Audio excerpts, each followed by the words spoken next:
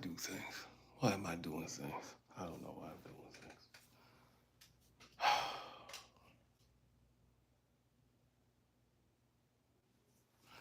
Well, see, I don't think really people are going to chime in, but I'll give it some time and then I'll just have to edit it out. Oh, man.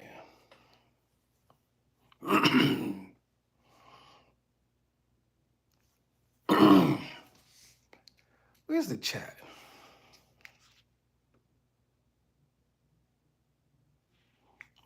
Being that damn many. Well, listen, I'm gonna give it a few minutes here. I don't think many people are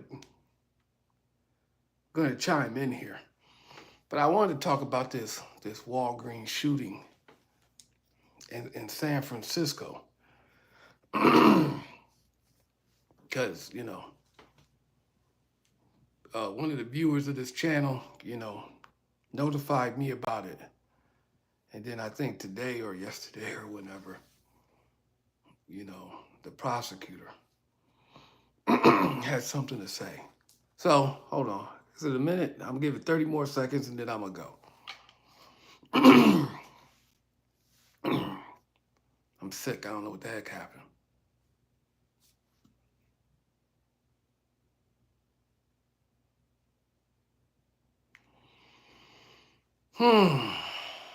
That's not dwell upon a whole bunch of other things.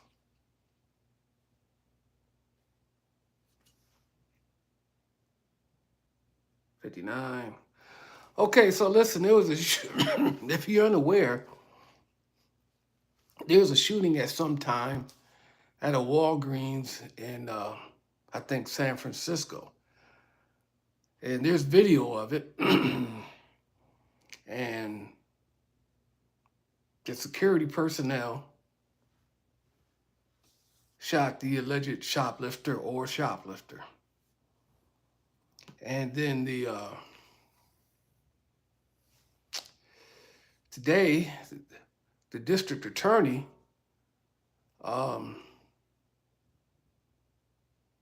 declined to prosecute. And, well, I don't agree. I think she should prosecute. I mean, if you happen to see the video, if you haven't seen the video, you should go look at the video. So, the shoplifter, or the alleged shoplifter, whichever one, was trying to exit the building, and the security guard kind of pushed him a couple of times, pushed him back, but then he started punching him. And I mean, punching him in the face. And I'm like, okay, well, why is he doing that? Why is that even necessary? Okay.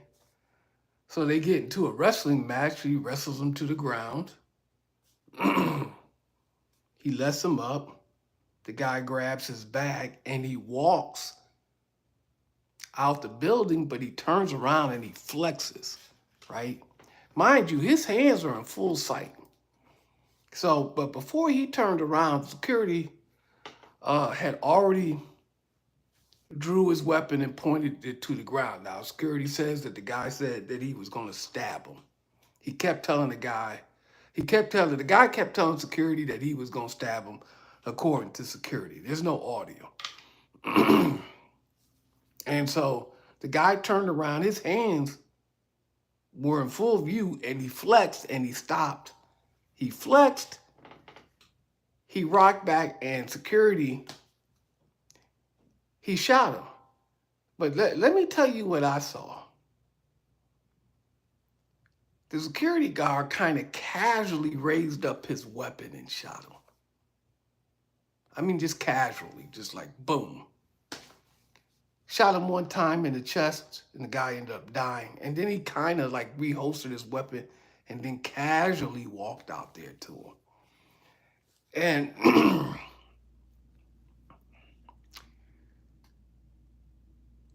I had people tell me they were going to shoot me on damn near on a daily basis. Who'd I shoot? Zero. I've had numerous people around me, always outnumbered. Who got shot? Zero. Uh, this is one of the reasons why I advocate if you have a gun, you should have a camera. And if you have a gun, you should have a taser. So you can have a less lethal or less than lethal option, all depending upon the law in that state and how they view a taser. So things like this don't happen. And what I believe, is that she gave security like the benefit of the doubt, like one would give law enforcement, the police. But I don't think you get. I, I wouldn't give them the benefit of the doubt. Not what I saw. Not how he just casually raised his arm and shot the guy. It is, from what I was viewing, I didn't see a sense of urgency. So I don't agree with it. I think she should prosecute. The charge should probably be murder because the guy didn't have a knife on him. His hands were in plain sight. The guy did spit on him. And I don't know. The police shouldn't get the benefit of the doubt. This guy shouldn't get the benefit of the doubt. This guy should probably be prosecuted. They said if any more evidence comes about, she said, then, we will prosecute. But right now, we don't feel like we have enough to overcome his statement that he said he was in fear for his safety. I think that's some bullshit. I've been in more dangerous situations and nobody got shot. So that's my 2 cents. That's all I got to say about it. I'm done with that. Okay, I'm gonna give you a few minutes for some questions and then I'm out. Okay, let me look at this. I had none of this on mine.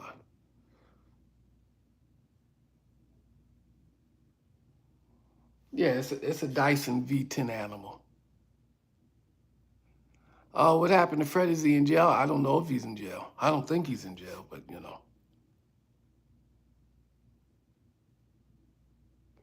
Oh no, it wasn't awesome.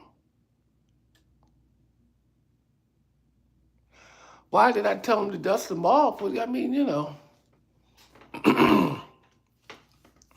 if that's what he wanted to do, he didn't need to ask me for permission. If you want to do it, go ahead and dust them off. Dust them off.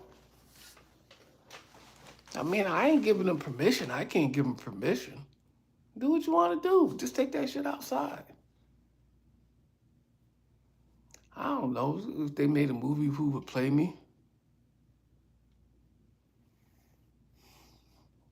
What up?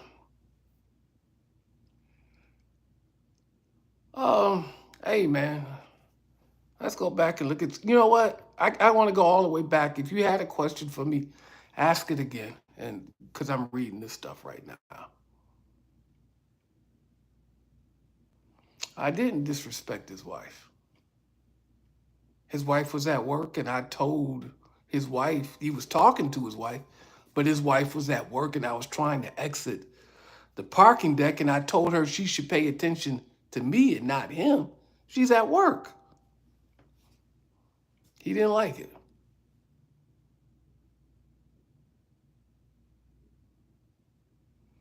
I don't care if he's black. I think he just casually shot that guy and then he casually walked out of there. I didn't see any sense of urgency. I didn't see any, because if you're really afraid of something, I'm not going to casually raise my arm and shoot you. Man, that gun's going to come up so lightning fast, it's ridiculous.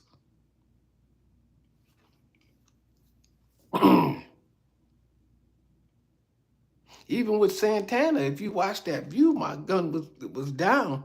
But when Santana kind of went to threaten me, that gun came straight up. It didn't, like, I didn't casually raise my hand. It came straight up, like, right away.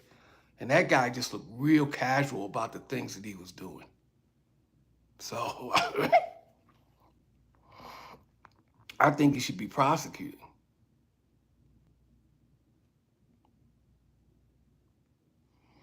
I think that guy should have been prosecuted too. He should be prosecuted. It's like, yeah, I think the cops tried to give him a pass. He shouldn't have got a pass. He choked the guy out. He killed him. Whether he meant to do it or not is one thing. So, you can charge him with murder and manslaughter, and they'll probably give him manslaughter. But he caused the man's death, most definitely manslaughter. No, he should serve, the time.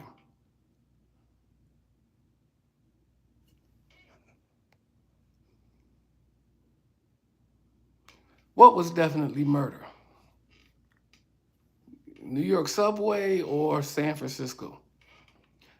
I answered the thing in the very beginning about the guy in San Francisco.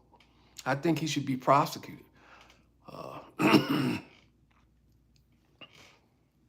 No, I don't think the Metro Mall still exists. I have no reason to go downtown, so I don't go. No, I don't know. I don't know. He could be charged with murder, but manslaughter definitely.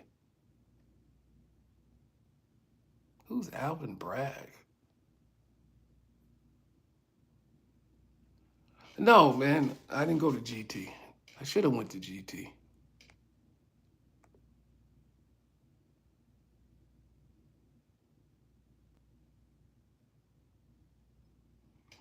I don't care if he was being belligerent.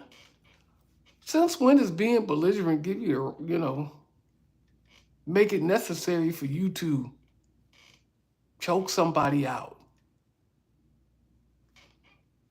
You're on the subway, I'm on the subway. Hey man, fuck you, fuck your mother, fuck what you talking about, fuck what you stand for. I don't give two shits about none of you people, man. I'm trying to, blah, blah, blah. And what? Your response is to choke me out? It wasn't a citizen's arrest. I don't know what the fuck he was doing. He shouldn't have done it. He shouldn't have done it.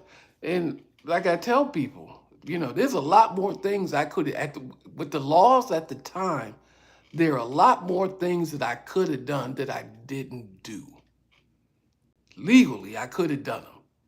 And, once again, you never have to worry about the people you agree with, or you never have to worry about the people that agree with you. You have to worry about the people that disagree with you, especially the person that disagrees with you has the ability to prosecute you. Yeah. So just because you can do a thing don't always mean you should do a thing. It doesn't.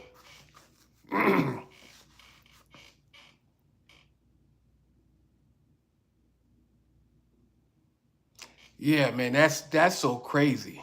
So my thing with the guy in St. Louis who shot the kid through the glass door, you know, my first question was, did he have dementia or Alzheimer's? Because if he has dementia or Alzheimer's, I'm not putting him in prison. Oh, but he got to go someplace and sit the fuck down somewhere. I don't know where, nursing home or something, but he got to go sit the fuck down somewhere. Uh, about the shooting in New York State where the girl got shot the white girl got shot in the car. Um, I will tell you this. America is a fearful country. We're fearful. Uh, I think Fox News is by far stokes the fire of people being fearful and scared and and the rest of that. Um, nah, that guy should probably be prosecuted too. Because that chick in that car was nowhere near a threat.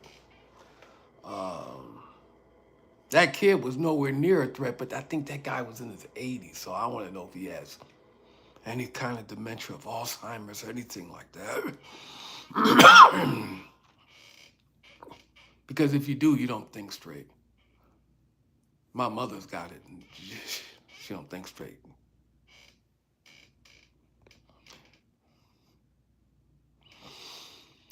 What are Americans afraid of? Everybody, everything. If you watch Fox News, you're afraid of immigrants and black people. And immigrants, what I mean by immigrants, anybody who's not white. So you're afraid of Arabs. You're especially afraid of black people. You're afraid of Hispanic people. So you're afraid of the others.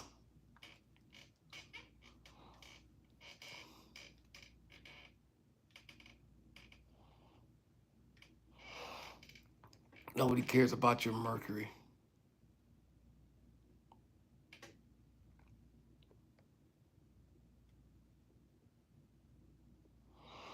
A lot of things are out of control across the United States, and but y'all keep voting. Like, there's conservative people, and then there's the Republican Party. And the Republican Party, you can be conservative, but you shouldn't, if you're not rich, the Republican Party. The Republican Party is racist. I don't know about, like, and I think there's a good number of the constituents that can be racist, but the party itself, well, no, the good portion of their constituents, the people who do vote for the Republican Party, they can be bigoted. Anybody can be bigoted, but I think they're particularly bigoted. Uh, but the Republican Party is racist, uh, and I think a bit bigoted in general. That's just my take on it. Uh, Democrats can be racist, sure, sure.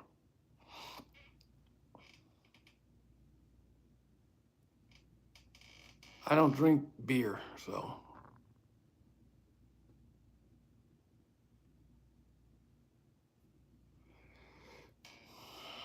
that may be true, Junie.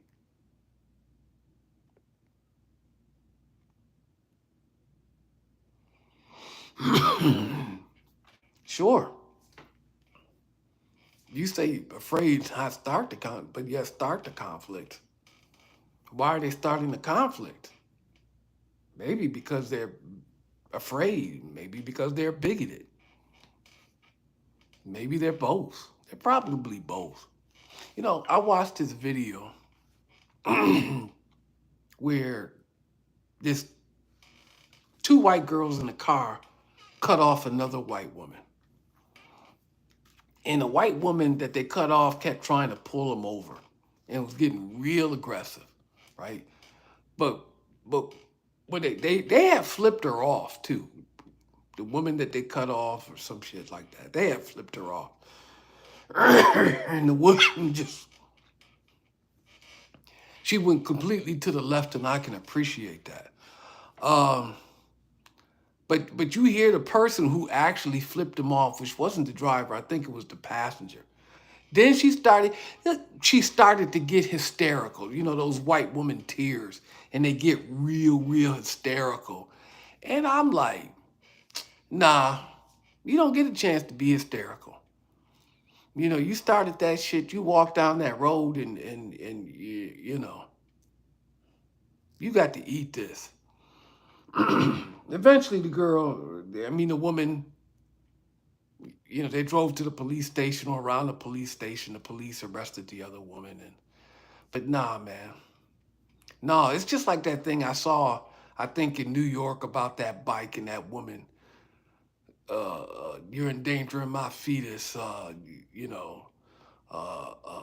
And she started crying hysterically, even though the dude had paid for it, for this little e-bike, and she was like, and she just tried she tried to do everything she could, to get the assistance of other people, and she tried to weaponize her tears, and I'm like, nah, man, I don't even know why y'all go for that shit. But anyway.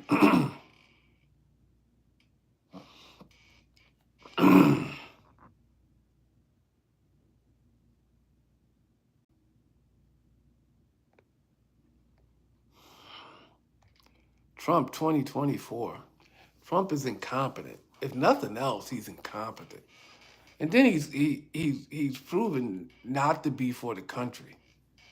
So I don't know why you're fighting this culture war.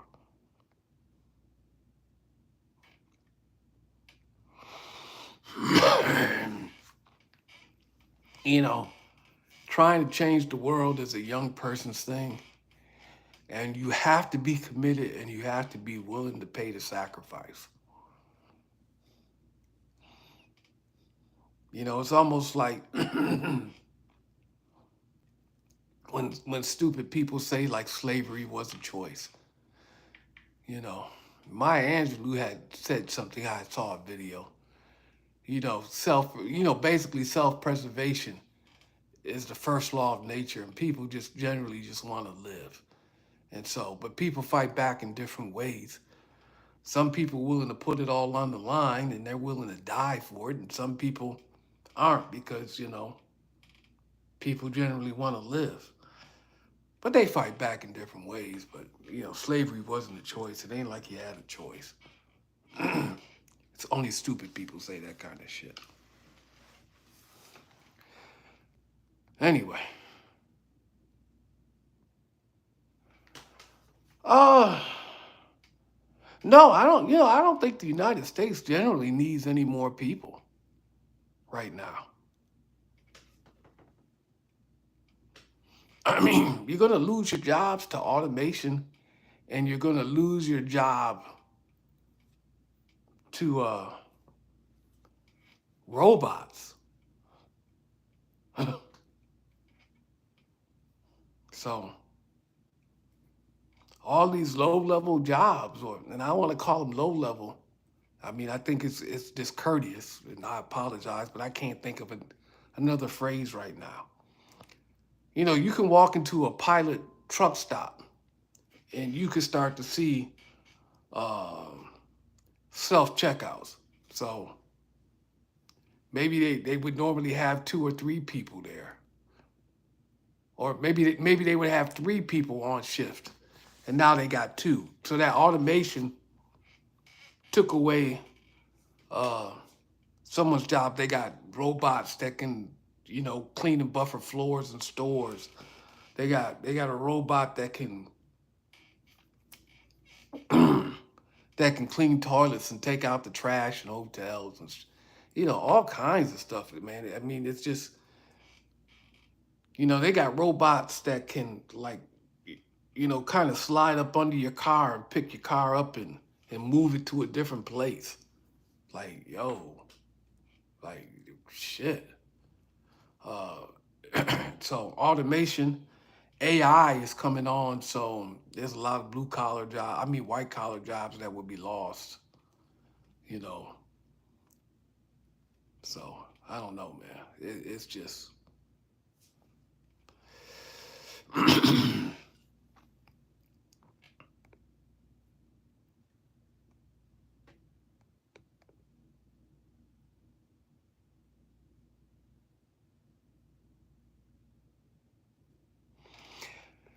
Hey, I mean, did you people? Because I had put a post up here, and I know there's not that many people in here now. But there's a book called "How the Police Became Untouchable." I think it's a $20 audio book. You should buy it. You have the right to remain innocent. You should buy it. Uh, you should find a couple of legal podcasts that you can listen to, and man, you just need to kind of tap into everything. You don't have to be an expert at anything, but you need to be able to tap into everything. Somebody has said, do I need to know, what astronauts know? Do I need to know what some engineers know? And do I need to know this? Do I need to know that? Because I'm too busy raising my kids, working my job, and, I got all these other concerns. And I told this individual, yeah, you should. Especially the law, even though you're not likely to get arrested because of the way you conduct yourself, and you're not likely to have a whole bunch of problems. Yeah, you should you should be aware as much as you can. I'm not telling you to sit down and read case law and this and that, but you should know where to find it. Uh, and you should understand. I mean, there's a guy in Georgia who brought a stolen car and brought it from a dealership, and nobody flagged the car as stolen. And the dealership said, we did everything that we're supposed to do, and yada, yada, yada. And, his finance company gave him his money back, yada, yada, yada. But, I listened to Leto's Law and by Steve Leto on YouTube, and he kind of specializes in this kind of thing. And he says, there's some contractual obligation on, behalf of the seller. And even though they didn't know and they thought everything was legitimate, doesn't make a difference. They're kind of responsible, so they need to give that guy his money back too. But you know, you just need to tap into everything, and you'll learn things like this. That's what I be trying to like key you people in on. Um,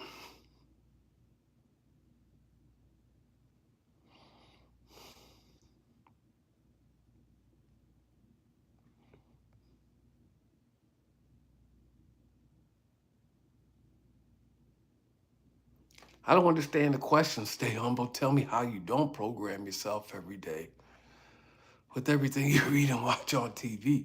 I mean, dude, you gotta pick and choose what you listen to. If you take in bullshit all day, it's gonna skew your perspectives. You know, I subscribe to the Earn Your Leisure podcast. I subscribe to Wall Street Trapper, uh, trying to get just a little bit of financial literacy. I don't know what podcast that what legal podcast that I subscribe to. I don't know the name of it right now, but they won a prize from the podcasting community for how good these women do. Uh, and they bring. That's how I found about the book, How the Police Became Untouchable, because they had the author on. Um, Man, there's just lots of information that you should hear. Yeah, I'm sick.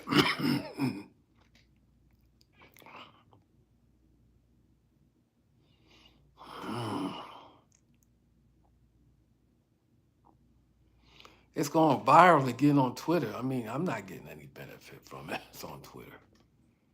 Well, if you see it on Twitter, make a comment, send them over to my channel. No, I don't really keep in touch with Fred. I mean, the last time I said something to Fred, sent him a message, hey, he got out of jail for that, you know, that thing that may have happened at Clayton County with them, with the contraband, sneaking contraband to the county jail.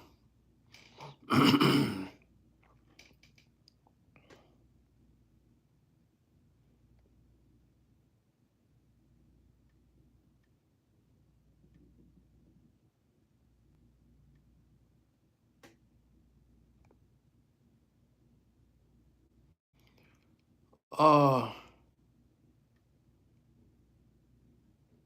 I don't even know why you're sending me this message, Wolfgang 13. Um, I'm not welcome in your country. Okay. I have no interest in going to India, so I don't know what to tell you. I don't know what happened to Frank. If you want to know what happened to any of these people, you're going to have to figure that stuff out for yourself. I really do. Joe Rogan speaks his opinion. I don't know if it's always the truth. It's the truth as he see it. Like, it's the truth as I see it. Some of the things he says seems to be reasonable. Some of the things don't. Don't ask me which ones. But I do watch Joe Rogan. I don't subscribe to them on Spotify because I don't subscribe to Spotify. I don't do all that.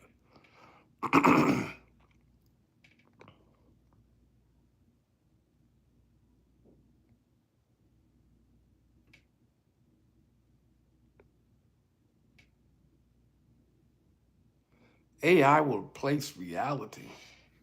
I don't know if it'll replace reality. I don't think that's like, no, it won't replace reality.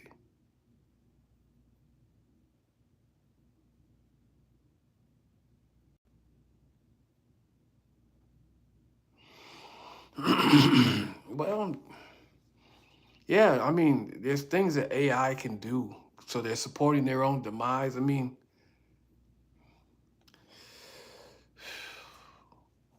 you're gonna have to have the education. I mean, you know.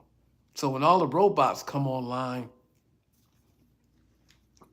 you're gonna need the technicians to fix them. You know, when they started automating, like you can walk into a Walmart and they got all these self checkouts. You know, so people don't work as cashiers anymore. Uh, mostly they're working in warehouses or they're filling. You can go into a Kroger and see, any given time, 3 or 4 people filling orders for people to come pick up or get delivered. So the jobs have changed because the demand has changed. Uh,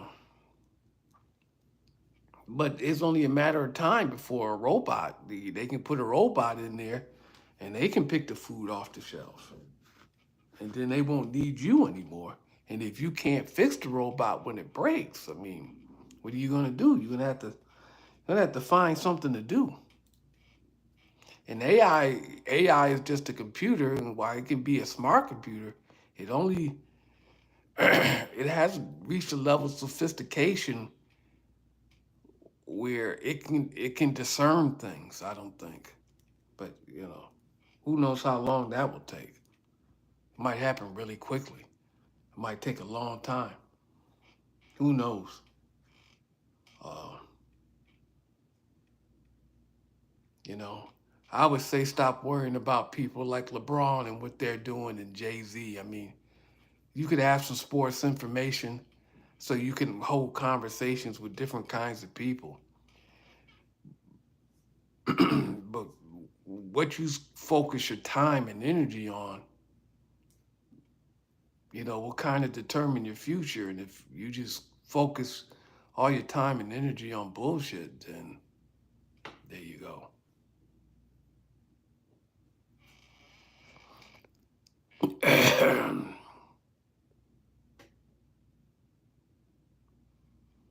Okay. Well, I'm only talking to, listen, if you ask me a question about the ball, I'll answer it. And I'm just answering the questions that people are asking. And, I'm not the smartest guy in the world,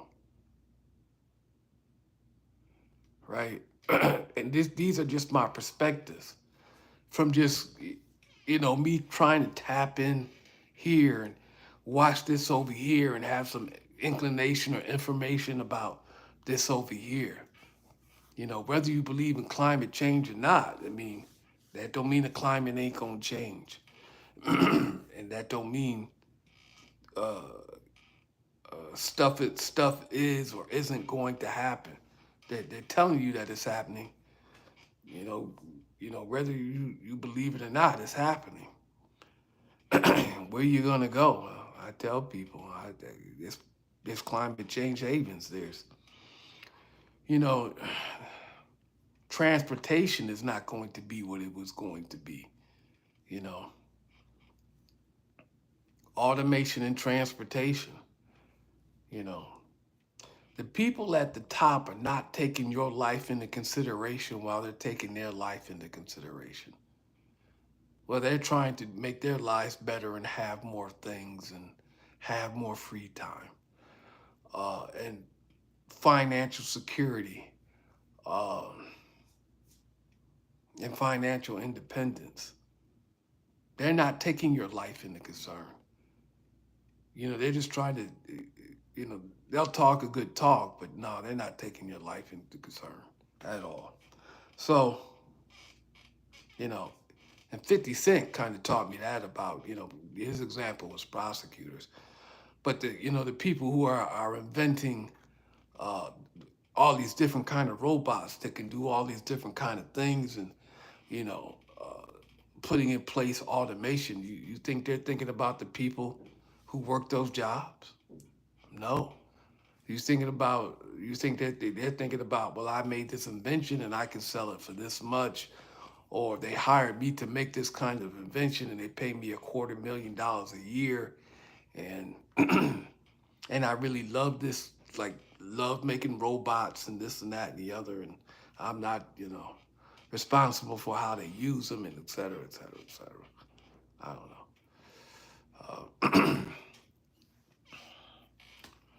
You should really fight from the position that you're in. You worried about the Rainbow Warriors, man. They should be the least of your concern. Let them rainbow out as long as they ain't asking you to do anything. Uh, I do understand that people feel like they're trying to push their culture or their way of thinking. White people would say that about black people 20 years ago. You're always trying to put black people in places where we don't think black people belong, and so they had a problem with that. And now everybody's got a problem. You're trying to push gayness on everybody or lesbian on everybody, and we don't agree with it. So you're all distracted by this gay and lesbian stuff. Meanwhile, they're automating you out of a job. Uh, and so, but you worried about this over here. You should be worried about, your lifestyle. You worried about, well, it's not fair to tax that millionaire and that billionaire. Meanwhile, you're not a millionaire or a billionaire. You're not even close. Well, it's not fair. Well, what the fuck does fair have to do with any goddamn thing? You're trying to advocate for your position so you can have, a decent life. And if you're not advocating for to have a decent life, or if you got to hold somebody back and deny somebody something so you can have a decent life, and you're willing to do it, I don't want to hear shit about fair. Fuck out of here. You're in competition. You're in competition with everybody. You know, that's kind of why. Uh, who empowers somebody who's their opponent?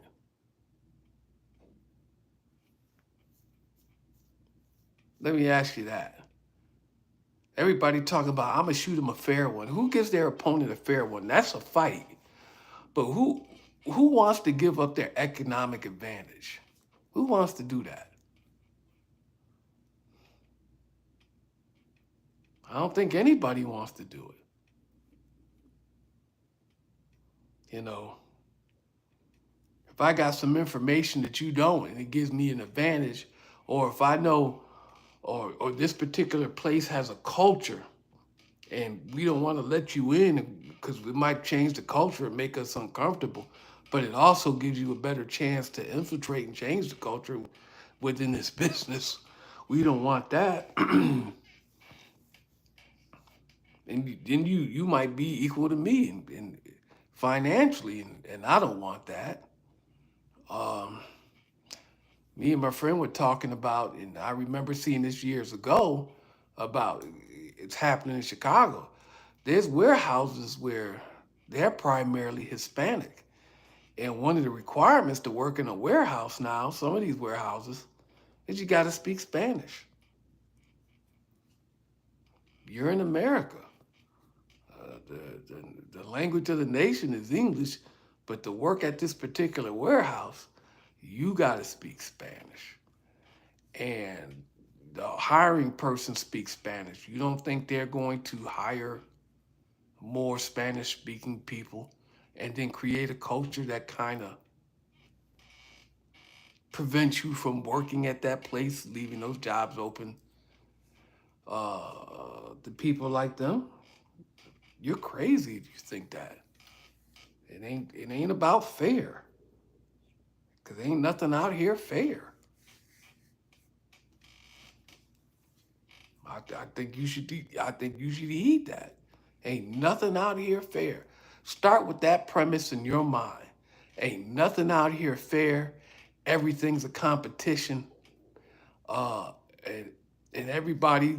Not that, well, most people. I can't say everybody. Most people are just self-interested. Whether they're self-interested for themselves or they're self-interested in whatever group. They call that identity politics. Uh, it's just a competition. And people in power want to stay in power. And they don't want to let you have access to power. And so, it's just a fight. And it's a continuous fight. You know, uh, uh, all those civil rights passages of the 60s and the early 70s and all those things that were put in place, uh, the opponents to those those laws that were passed. If those laws were passed on a Monday, those opponents started fighting those laws on Tuesday, trying to roll those laws back on Tuesday. And they ain't never stopped. It took them 10, 20, 30, 40 years, however many years it's taken them. And then, they fight them. Um, Google, I read an article, Google has a complex someplace, right? And one of the things that they wanted to do is to keep their employees, in the building kind of productive. So they started, uh, they brought in a chef, uh, and the meals were free. And they were good as the restaurants that were outside the Google complex. So people stopped going to those restaurants. And the restaurateurs, kind of lobbied the political people to try to get Google to stop that because they were going to put them out of business. Once again, it's competition. Google was thinking about what was good for Google and didn't give two shits about those restaurants. And then, you'll hear some people, do you want government uh, uh, uh, picking and choosing and picking and choosing winners and losers? That's what government does. They pick and choose winners and losers. They change the law. They give people incentive to leave Google and go to these restaurants is because they've made a law and so they pick the restaurateurs. But if they say, nah, we ain't gonna do that, then they pick Google and Google maybe drives them out of business. I mean, that's what it is. Okay?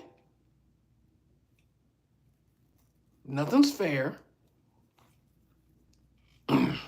And that's what it is. And so don't expect fairness. Just expect competition. And don't be underhanded when you fight. But, don't take the high road either. But don't always take the high road if they getting in the mud. Sometimes you got to get in the mud with them. But don't be underhanded. Kind of do things the right way. Don't be deceitful and shisty and snaky. I don't like that. Even though some people will be that way with you, you have to find it in yourself not to be that way. Some things will come to pass, for people who act that way. Maybe. Because sometimes the bad guys do win. Sometimes shitty people do win. You'll hear Matt Hoffa talk about all the crime that he used to do. And, he's kind of smiling about it a little bit. And I kind of get that, right? But he never went to jail over it. So, he won, right? He did a bad thing, but he won. So,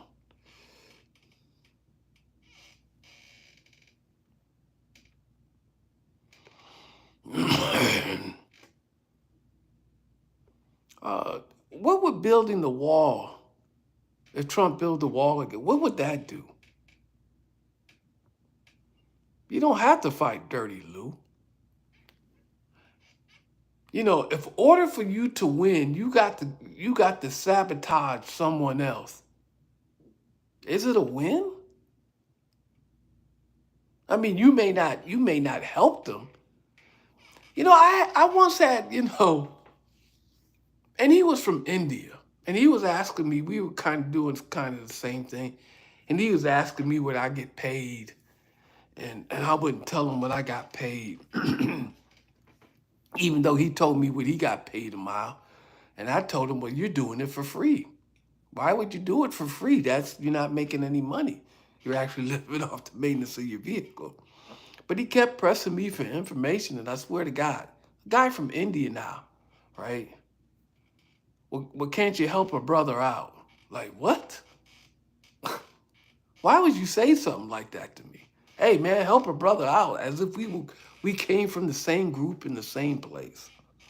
No, I wasn't trying to sabotage him.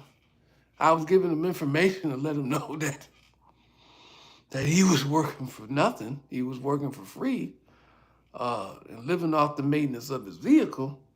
But I don't feel the need to sabotage him and say, hey man, this guy is this way and this guy is that way, and he shouldn't get a contract and he shouldn't do this, he shouldn't do that. That's not how I get down. And if you act like that, that thing will come back and that thing will revisit you at the most inopportune time for your life. So it's that. Uh, who's trying to relate to me?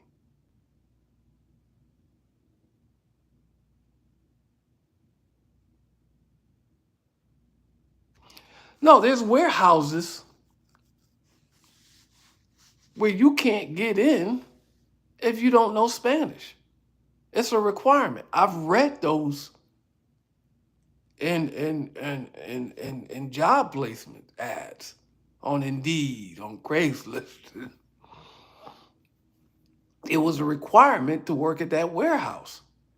It may be a requirement to work with a landscaping crew, or you had to be bilingual. In fact, there's transportation jobs, or expediters. Uh, One of the requirements I saw is that you had to speak English. So there's definitely people from different places speaking different languages, and you have to speak English. But then I seen another expediter said you have to speak Spanish. You can't work with us unless you speak Spanish. Stop telling me about the stuff that I've actually seen. I don't I don't come on here to lie to people about anything. That that doesn't do anything for me, and it's a disservice to you. And you've taken your time to engage me, so I'm not going to be disrespectful to you by lying to you. I don't know how you de-escalate someone if they're physically attacking you.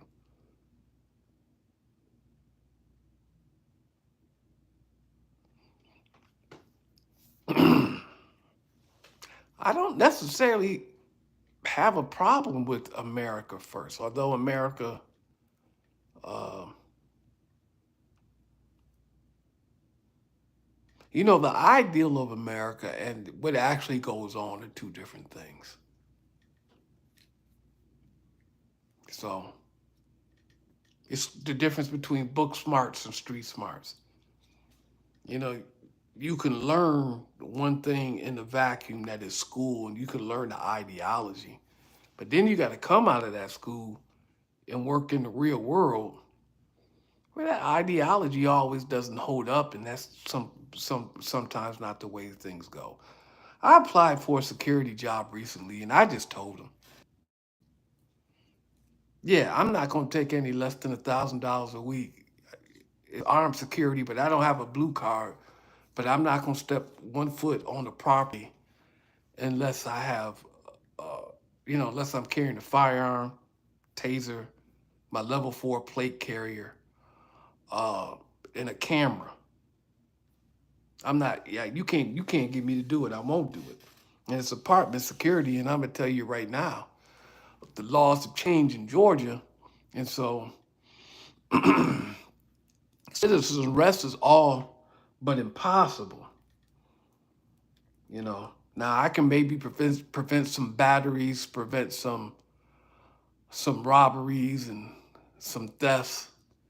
I can maybe, my presence can maybe deter that, and maybe I can do it one on one. But when it comes to policies that aren't laws of the apartment complex, I'm not going to be able to do anything but tell these people, uh, what the policies are, and then if they choose not to follow the policy, I can't put any force of law behind it. All I can do is write it up, and then the management has to become the big heavy hammer. That's the way that works. Uh, and then they had me take a bunch of questionnaires, and they gave me so many limited options, and the internet connection failed, and I couldn't finish these kind of tests. But one of them, I can remember one question in particular. So you're walking by an apartment, you hear stop, stop, stop, and then you hear a bunch of rattling sounds. Do you do you call the police? Do you walk on by? Or do you knock on your neighbor's door and ask them, do they have a general sense of what goes on in that apartment? Well, that kind of thing is nuance.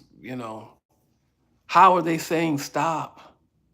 Uh, and if say you do have some concerns about possible domestic violence, how about just knocking on the door yourself and inquiring whether or not anybody is anybody having any problems? Is everybody all right? Why call the police and involve them in something before it's necessary, or their presence may make the exasperate the problem. So, but it wasn't there. It was just these multiple choice questions. So I don't know. I don't know. I don't really want to do security.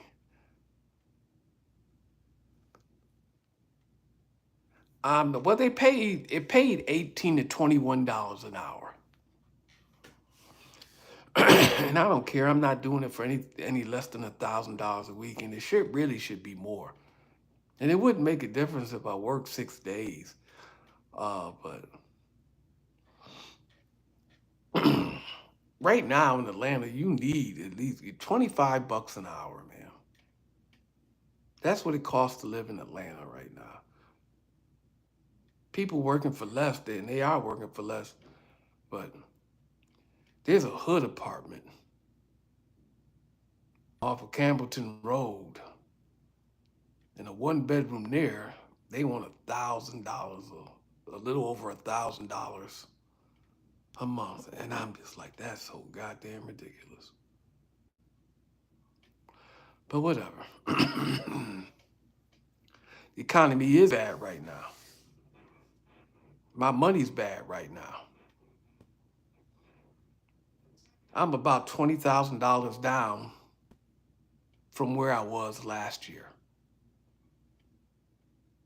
At 20 weeks into the year, I'm $20,000 down from where I was last year. So, and that's a great big concern of mine.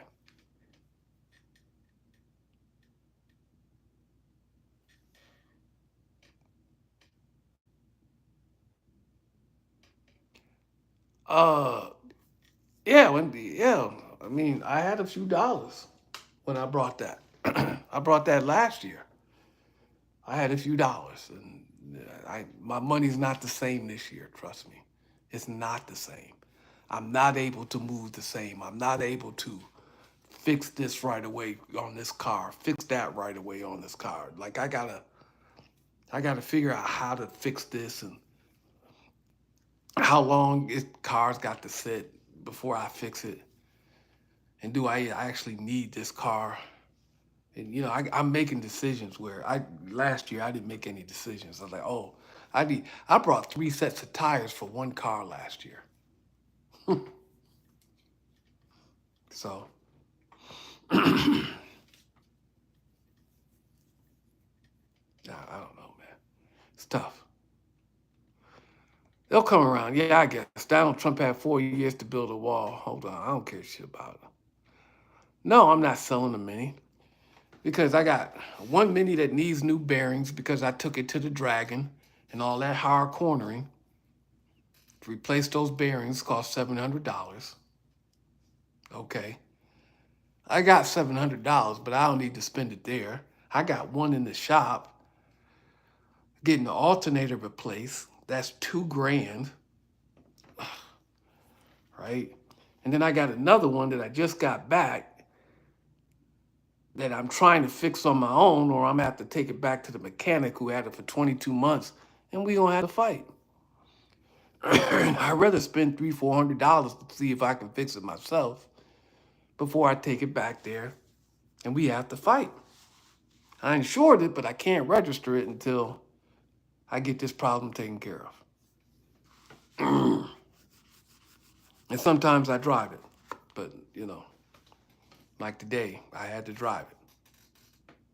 Because, the one that needs bearings, it makes a god-awful noise. Jesus Christ. Whew. I don't know. I don't know where that thumb ring is. That ring's been gone forever. I don't even know what happened to it. Kennifer doesn't like minis. That is an expensive vacuum. I think it cost $650 when I brought the damn thing. And say what you want about Dyson, and that damn thing works very well. I mean, no complaints about it. And then I get to take it out and I get to vacuum in my car. I get to do this, I get to do that. Listen, I know it's an insane amount of money for a vacuum cleaner.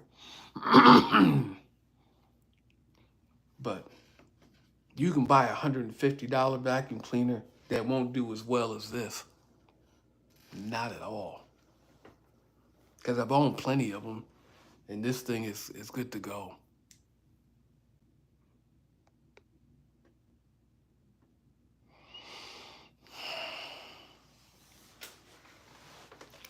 Why would I need a Roomba? I got a Dyson. Stop saying like stupid stuff to me.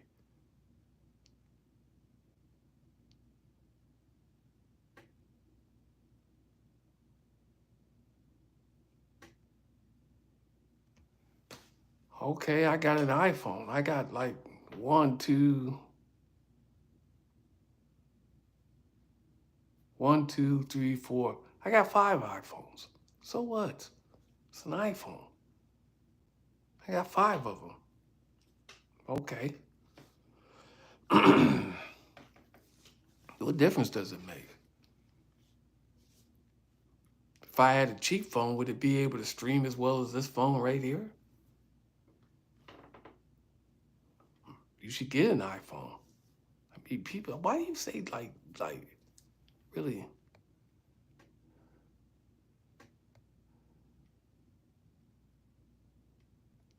Get a broom? Why would I get a broom? What's going on with you, Kurt Jackson? Yeah, I mean, well, if you're over the road, you may be doing fine. My boy told me like the rates over the road are good. It's the local rates and the The regional may not be doing as good. Um, I know R&L. One guy told me he works for R&L. They're getting like 34 bucks. He's getting like 34 bucks an hour. They don't pay overtime though, but it's 34 bucks an hour. So,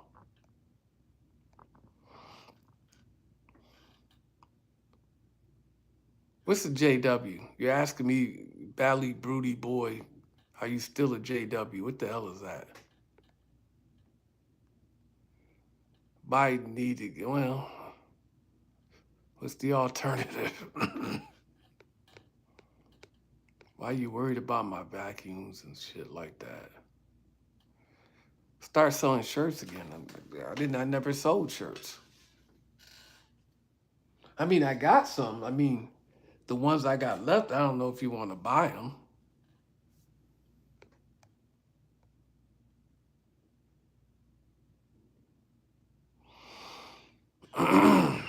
I've sold none of my minis. Well, no, that's not true. One I wasn't going to fix, so I sold that.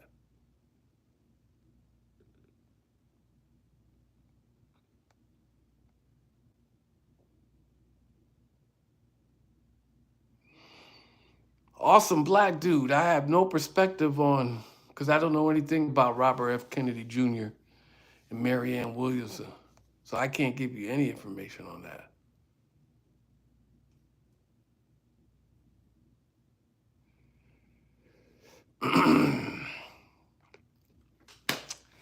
Well, Jason Jones, you never want to be a test case. And if you agree to do a job, just do the job.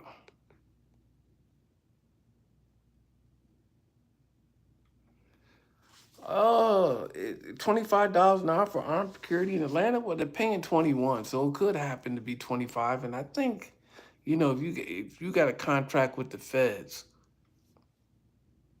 you can get that money. No guidance on treatment, Bally Broody boy.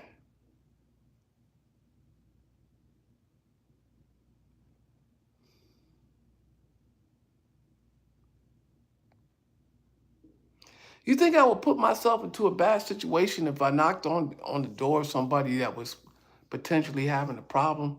Isn't that part of the job?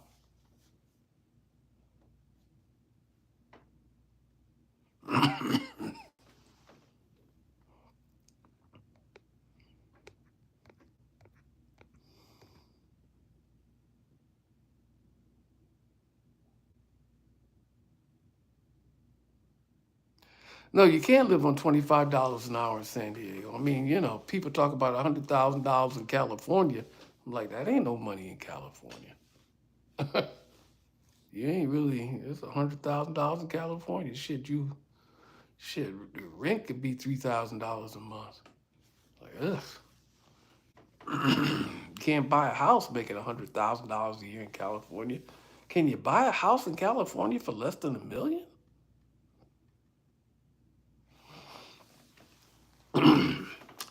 No, $25 an hour is minimum. That's about $50,000 a year. $52,000 a year. To live in Atlanta right now, you should probably at least make 60. At least. But, I don't think I can get 60. I mean, but yeah, if you can't give me at least $52,000 a year, nah, I don't want to do it. And even then, if you're talking about $1,000 a week in rent at a decent place, 1 bedroom, $1,800 a month, I don't have to necessarily worry about that. But I'm just saying, if I wanted to change my living situation, yeah, I get a 1 bedroom apartment. It'll cost me $1,800 a month. And that's just this year. The fuck is it going to cost next year? I don't know. It's like, why get married?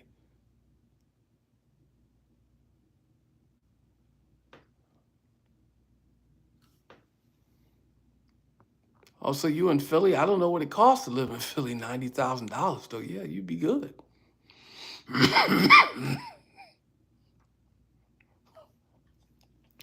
Well, Lou, I'm $20,000 down. And so I was at a Goodwill once. And I'll tell you this story. I think I said it before.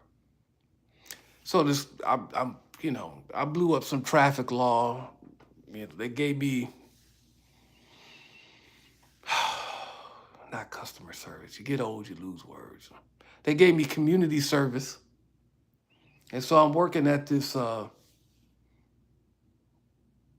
Goodwill, and this lady pulls up in a rather new kind of Cadillac at the time, and she buys a table, and I said to her like, lady, you got this Cadillac. Um, why don't you leave this stuff with people here who aren't really doing that well? And she said, when I brought that Cadillac, I could afford that Cadillac, but my situation has changed. So, Lou, while you're sitting there trolling me, talking shit, um, situations change. I'm $20,000 down from where I was last year uh, during the same time period.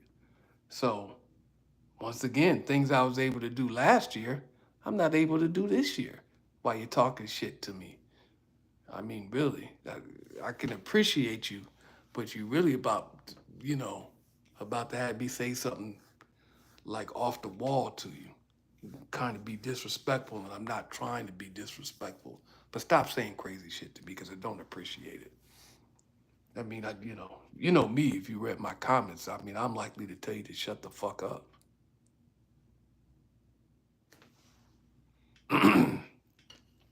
Guy in Philly says he's making $90,000, right? Cool. He's making $90,000 now. 6 months from now, something can happen and maybe he's not making that money. His situation's changed. You know, it's a vacuum cleaner, man. Shit. It's a $650 vacuum cleaner, and I got iPhones. So what? Do you buy iPhones on time from the goddamn carrier? And I don't have five like spanking brand new iPhones. I got an iPhone 5, an iPhone 7, iPhone 12, iPhone 13, 12 mini, 13 mini, and I got an i14 Pro. So what? So what? And I got a Google Pixel 4. So what?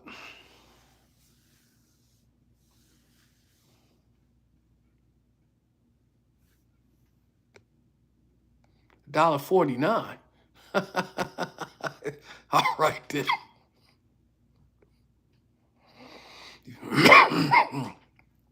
And that's how I got this.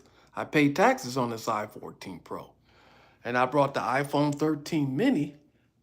No, I brought that cash because that's how well I was doing. The iPhone 12 mini? No, I brought that on time. The iPhone 12 I had too before I brought the iPhone 12 mini. I brought that on time too. By the way, I'm giving away an iPhone 12, Apple Watch Series 6, and the 2020 iPad mini, and I'm giving that to my sister.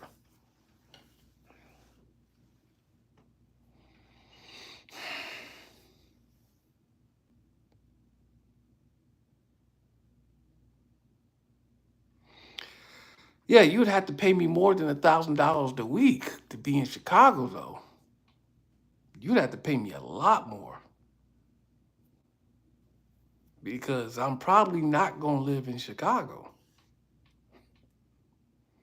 I'm probably going to live on the outskirts. I'm going to watch who's watching me. I'm going to watch how people moving. Every day will be a different route home. And then I'm just going to have the best of the best equipment. Everything's going to be the best. I mean, if they that kind of trigger happy, and then we got to suit up for battle. And then we got to be ready to battle.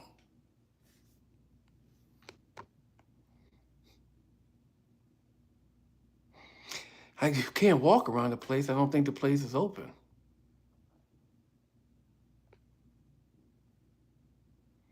Am I a private officer?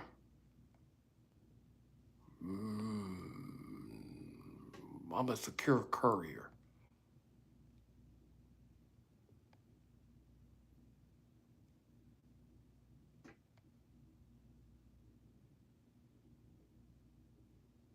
A lot of people lost their cars because no gas. What?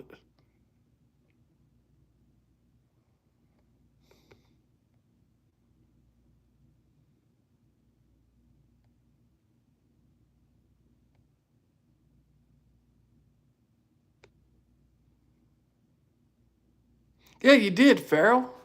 I saw that. You sent me $19.99. And then another brother sent me $1.49. And then Google gonna take his cut. But I appreciate it. It don't, if you want to give it to me, I don't. That's why I don't ask for donations. And all I'm ever trying to do is give you information. And I really said what I wanted to say within like the first 5 minutes of this damn live. And then I just spent some time talking to you people. So if that's what you're looking for.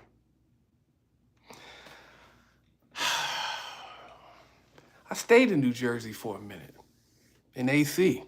I used to commute between AC and Manhattan. So, but that was in the 90s.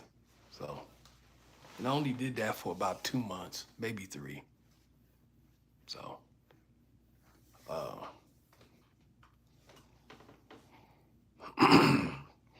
don't think I don't like Jersey's gun laws. Don't like New York State gun laws. Not fond of Maryland's gun laws. Um, nah, everybody should be able to carry a firearm.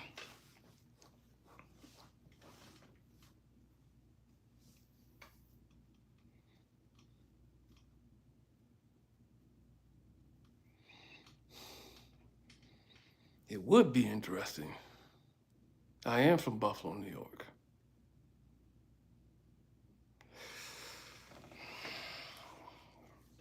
I don't know why y'all want me to do all the security stuff.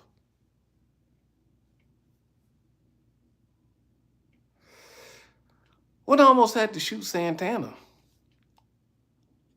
And when I tasered Simone, when you tasered Simone, you understand there's like 50 people all around me. And I say majority of those people in that crowd didn't like me. So that was worrisome. The time Rock mooned me and it looked like they were trying to outflank me. That was worrisome. So when I say that the security guard in San Francisco, look at what's going on now. Look at what's going on, right? So he had a fight with the guy. Guy let him up. Guy flexed on him. He casually pulls up his firearm and shoot him. So I'm dealing with Terry, Rock, and Fred. And I back myself into Tony's booth so they can't outflank me. Who gets shot? Why go back and watch that video and see the things that they done? Who gets shot? What about the Thundercats in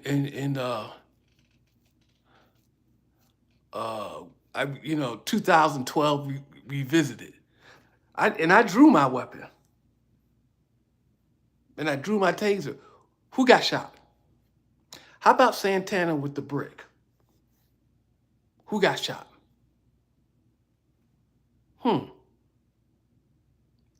How about Marcus Tolbert trying to pull a gun out on me? Who got shot? Yeah, the Thundercats. Who got shot? No, Santana's not the flying man.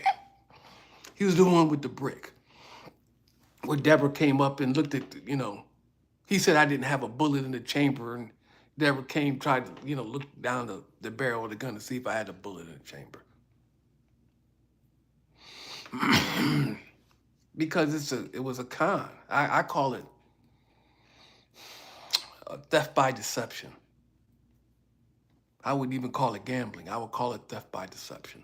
That's I told the cops that's what they should charge him with. They should charge him with theft by deception.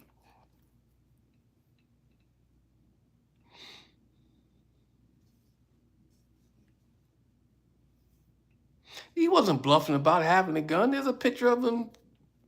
I got a still on my Instagram page. You see the gun in his hand. Or even if you go to that exact video, the thumbnail, it was with a gun in his hand. It's in his pocket. What are you talking about? But did I shoot him? If I had the right to shoot anybody, I could shoot the guy with the gun in his fucking hand. Did he get shot? With the guy with the brick in his hand, did he get shot? 3 people trying to outflank me. Did they get shot? Did anybody get shot? That's why I'm saying this guy didn't have to shoot him. I fear for my safety. Why you casually raise that gun up and shoot him, and then you reholster your weapon and you casually walk. Hey, man, come on, man. No. And the Thundercats. And they're all barking at me, and one's back here. They don't think I know about dude back there. And I got 3 in front of me and 1 off to the side to the right of me. Who in the fuck got shot? Nobody. And Marcus Tolbert, so he got tasered, right? And all his boys are jumping bad and everybody's kind of threatening me. And this boy, old boy, just gets tasered, right? Who got shot? I'm waiting. Who got shot? Who did I ever put a bullet in? All the confrontations that I had in that fucking place, who ever caught a bullet?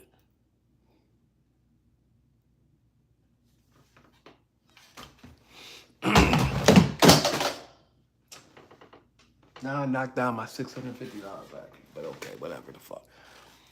And that's why I'm pushing back against that thing in San Francisco. I don't know, dog. No, he should be prosecuted. Who got shot? And what's scared for me and what's scared for you could be 2 different things, but it's the casualness and how he did it that concerns me. Right? So, nah.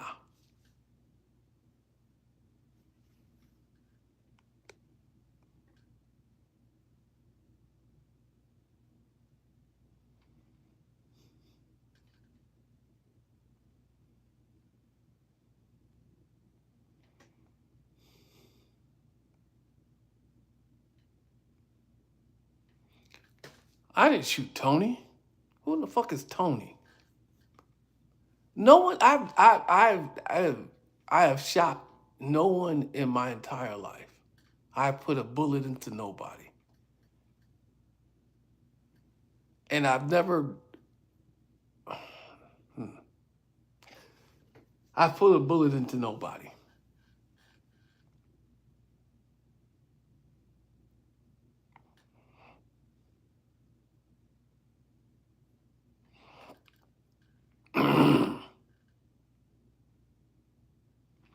I tasered 3 people. I didn't taser a lot of people. I threatened a lot of people with a taser. But I've only tasered Simone, some mentally ill person, and Marcus, whatever the fuck his name is, Marcus Purnell. I've tasered no one else, and I've never put a bullet into anybody. And there were occasions where I could have done that. Never mind the Metro Mall, someplace else. I could have shot people, for real.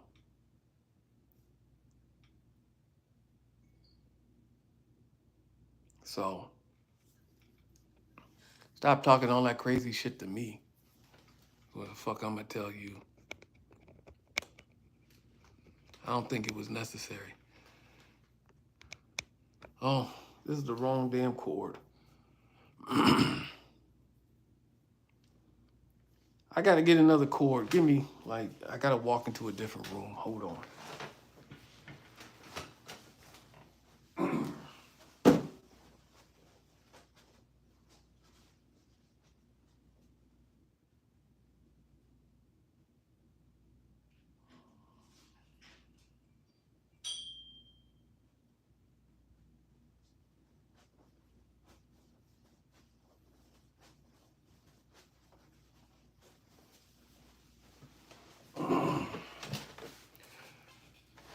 All right.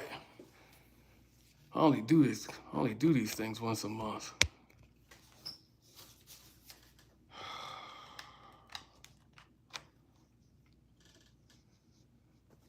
Okay, there you go. What are you calling me, a peacemaker? I don't know if I'm a peacemaker. Yeah, Father Time is undefeated. Death is undefeated. You're gonna die. Undefeated. 1 million, 2 million, 3 million, however many deaths there's been, and zero.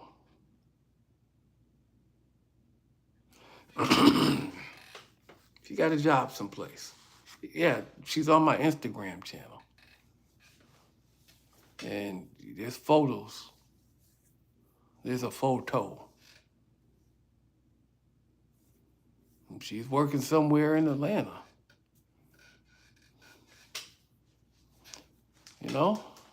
Kennifer? That's not going to talk about Kennifer. Why are we going to talk about Kennifer?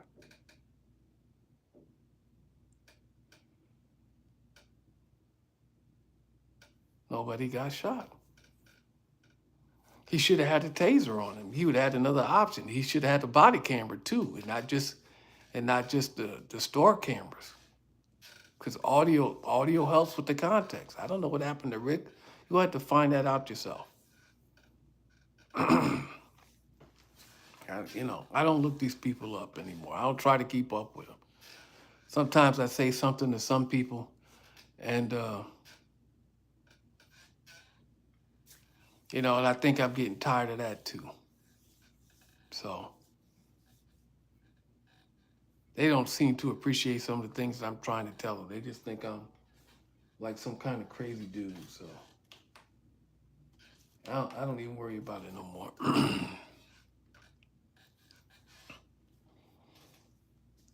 No, nobody's turned up at my house. Why would anybody turn up at my house? I don't think people know what they think they know. And you shouldn't turn up at my house. It'd be very disturbing.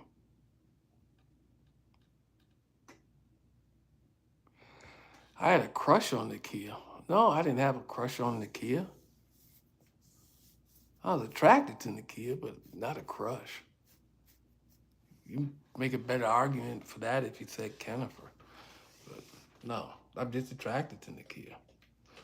That's all I was.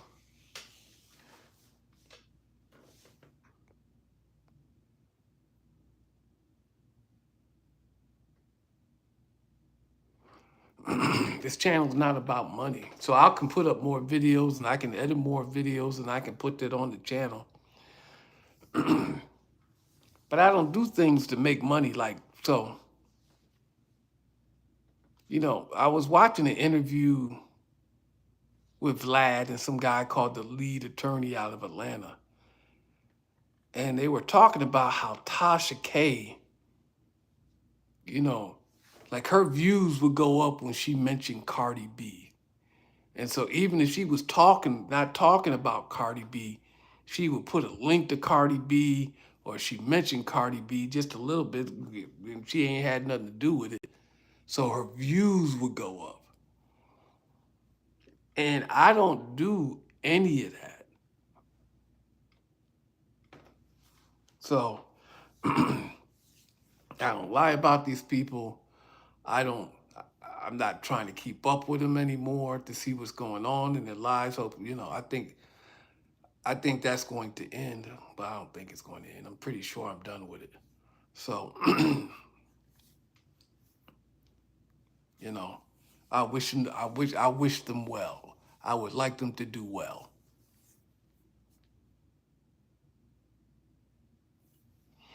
I don't know why you wanted me and Red to get into a real fight. Why would you want that?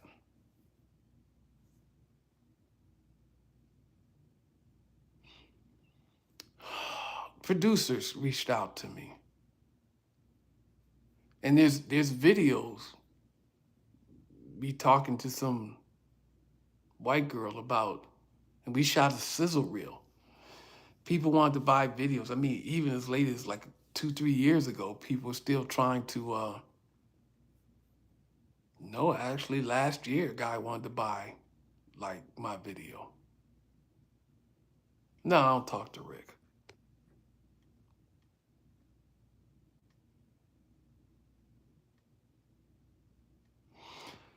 I don't think they should be locked up. Locked up for what? How about finding out what the problem is a little bit?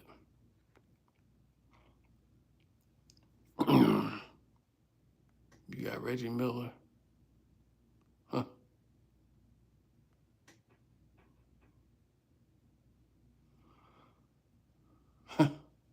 Nakia, huh?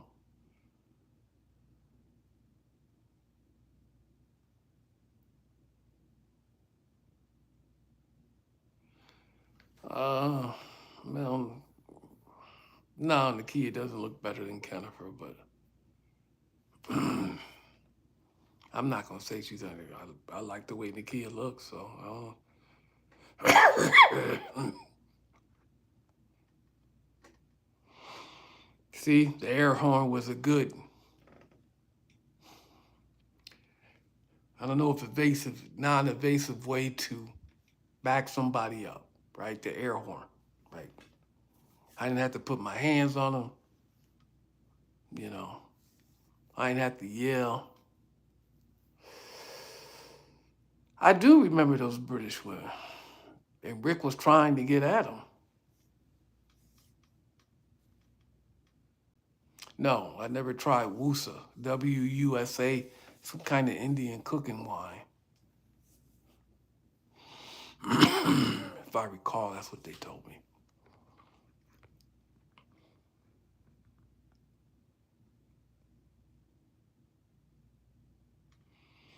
Mm.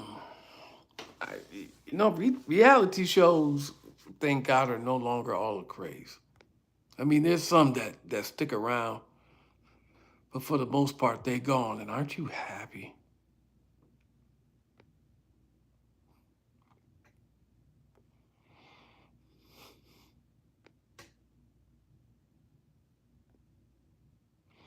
Who robbed me?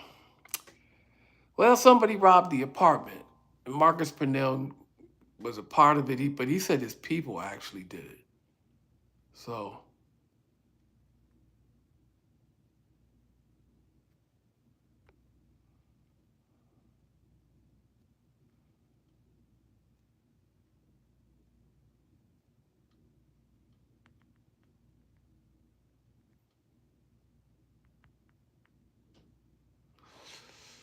well, I only had one guy spit on me, and that was David Lowe. Yeah, well, I don't know what happened to David Lowe. Now, don't look him up either.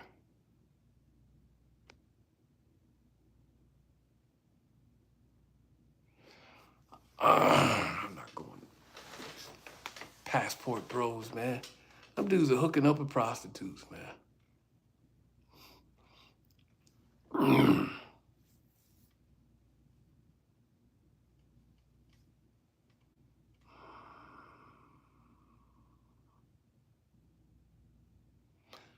Funny how they called the cops on me, but swear they're gangster Chris. People trying to win. You know, the object is to win. You be gangster and call the police. Don't be stupid. Even the mafia did that. You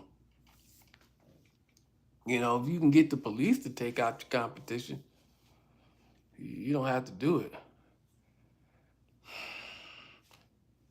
But he says he plays a character. But the man says he's got the receipts for all the good work he's done for his community. You know what? He probably does. So while people talk about doing some things, he's actually done some things. I suspect that he's actually done the things that he says he's done. And that in his community, he's got the pull that he says he does with the politicians and other people in positions of power and influence. So he's more brash than I think that he should be, but he says he's playing a character. It gets your attention. I mean, like I think I recently said he thought Ja Morant should be. He's too thuggish, and he should be. He should be in the NBA. They should let him go.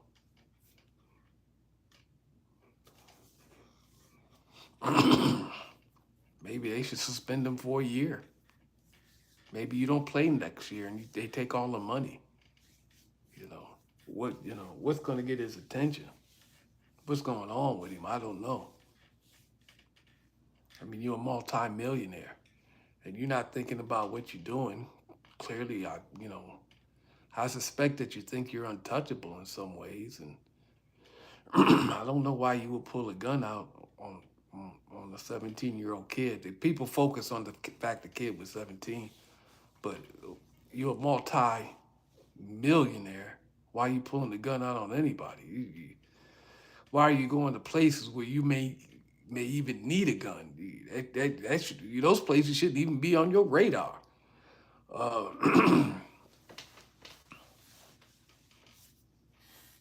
but he's 23, so and ain't nobody taught him nothing. So I don't know. If I'm a multi-millionaire, I'm not going any place where I need a gun. That's what happened to the Migos. Why come on, dog. Why you even there?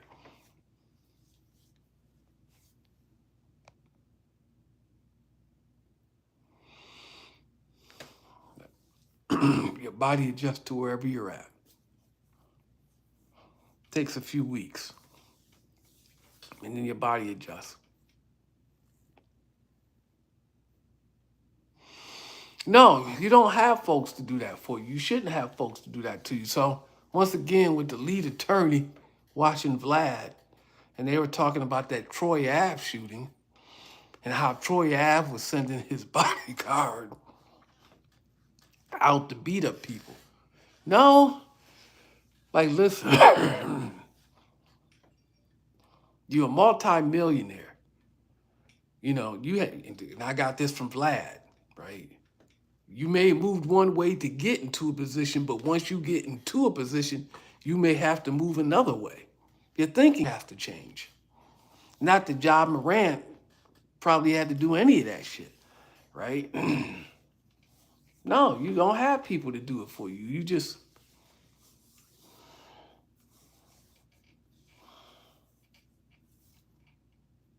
You refrain and you go do something else. You've already won. You're a multi-millionaire. You already won. The only thing you can do is something stupid enough to make you lose. You've already won. You are the winner. So stop doing stuff to make you shouldn't have to prove that you're tough or you're down or any of that kind of crap. But you're 20, when you're young, you just, this is a 55-year-old perspective.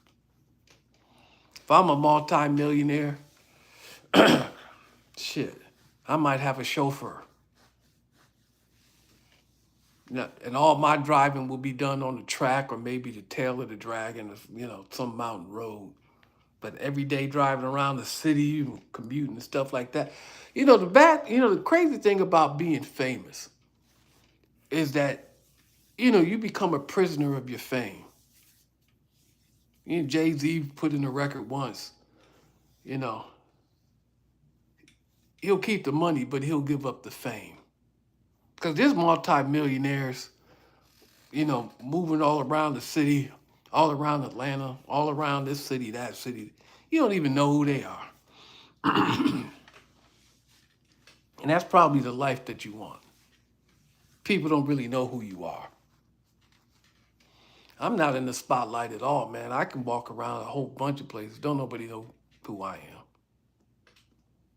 I got no problem moving around. I mean, there's a small group of people who know who I am. I could move to an apartment complex, saying Tucker, saying Fayetteville or Peachtree City, or Cobb, and you could bring all the residents in that apartment complex. And there's a good chance that nobody will know who I am. Now, maybe not 10 years ago when this stuff was blowing up and I was on the news. Good chance people won't even know who I am. I walk around anonymous all day long.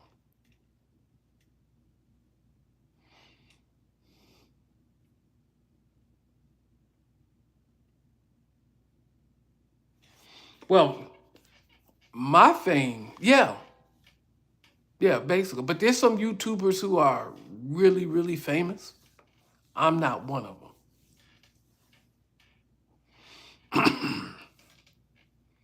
I got 127, 128 million views in 10 years. And there are people in YouTube who will get that in a year.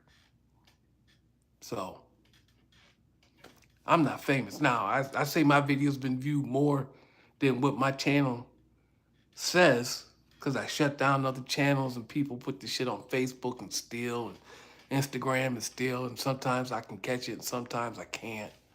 Now I'm blowing up on Twitter. Okay. But you can't never, I'm like Vlad for the most part. You can't ever see me in any of my videos. So it's a hood thing too. No, I'm not doing any security work. I'm a secure courier.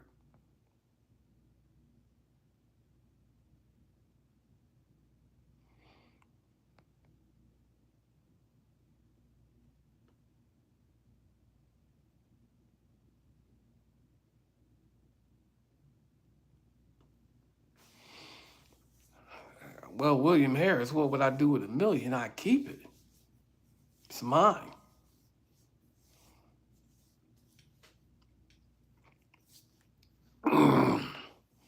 I'm 55, so $60,000 a year. So you would live off of $60,000. You know what? You gave me $1 million. I still can't stop working. I still got to work. I still got to do something.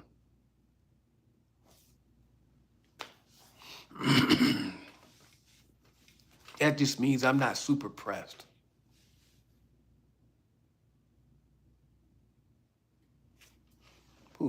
Who's trying to be hooded from the streets?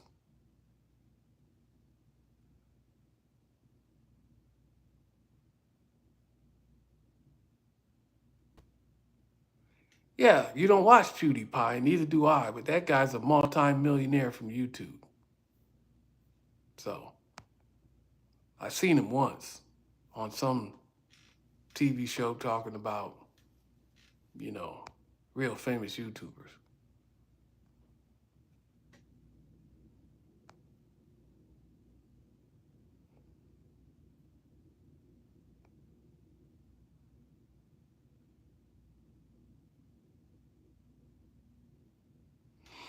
Yeah, well, yeah.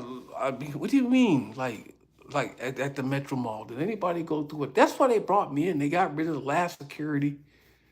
Um, and I don't know if people went through exactly what I went through because I did things. I did things that other people didn't do. I was different. That's the first thing Tanisha said. Damn near. He's different. And the mall is probably going to shut down. She said something to that effect. You'd have to ask her. But she knew I was different. She knew I was not like everybody else that had been there.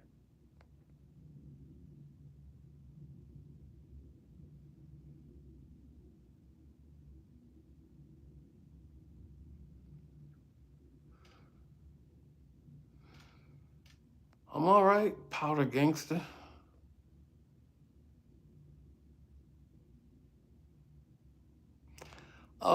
No, King Op. That would be that a spokesperson? No. I couldn't imagine me being a spokesperson anyway. So yesterday I applied for a security company because Indeed came on and said, well, I got a message from Indeed saying we were looking at your resume and we think we, and I don't think it was the security company. I think it was Indeed. So I suspect I won't hear back from the security company. It does. It really don't make me any difference anyway. Man, I'm not doing well, for real.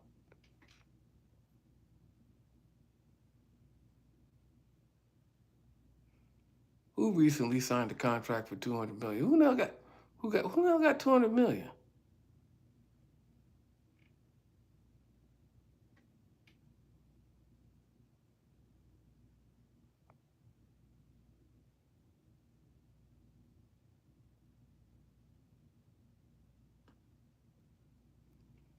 What are you talking about? $60 million.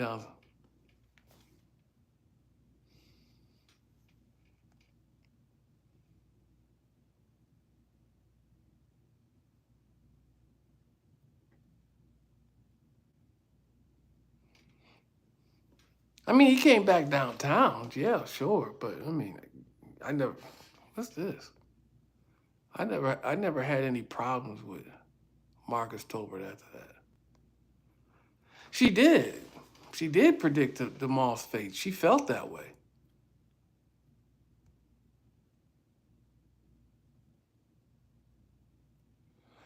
Oh, they are. Yeah. Well,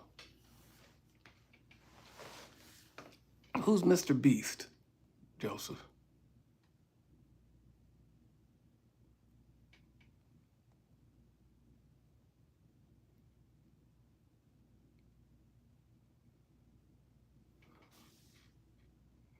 He lost 60 million. You saying John Morant lost $60 million? Shit. I got 3 Mini Coopers. Nothing happened to him. Okay.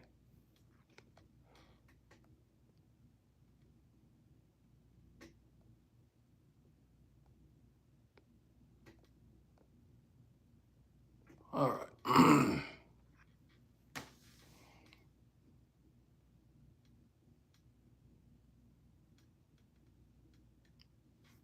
Who gives away their money? Well, listen. You give me some money, I ain't giving it away. Not like, no. You give me $1 million, I ain't giving it away. Trust me. That ain't gonna happen.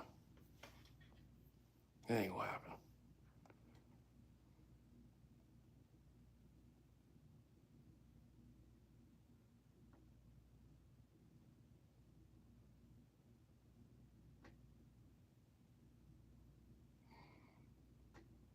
He got $250 million. Does he have that in his pocket? Or does he got to fulfill that contract?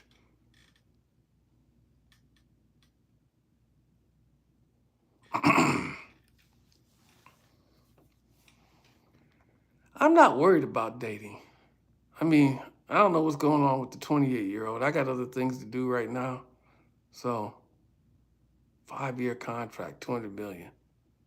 Well, he won't get the whole 200. It's taxes and this. He got to pay this person. He got to pay that person. But still, you get 50, 60, 75 million in your pocket. Shit, he could stop working right now. He'd be all right if he just lived a reasonable lifestyle.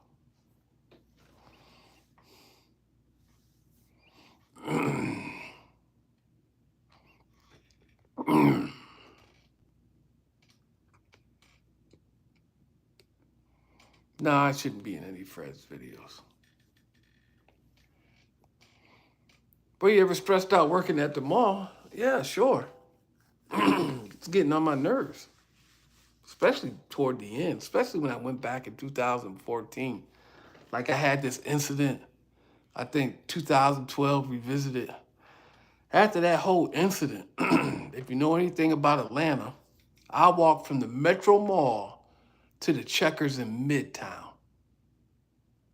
Because I had like 3 or 4 incidents that day and I didn't know what the fuck was going on. So I walked from the Metro Mall to the Checkers in Midtown. got me a burger, and then I walked back in uniform, all that shit on.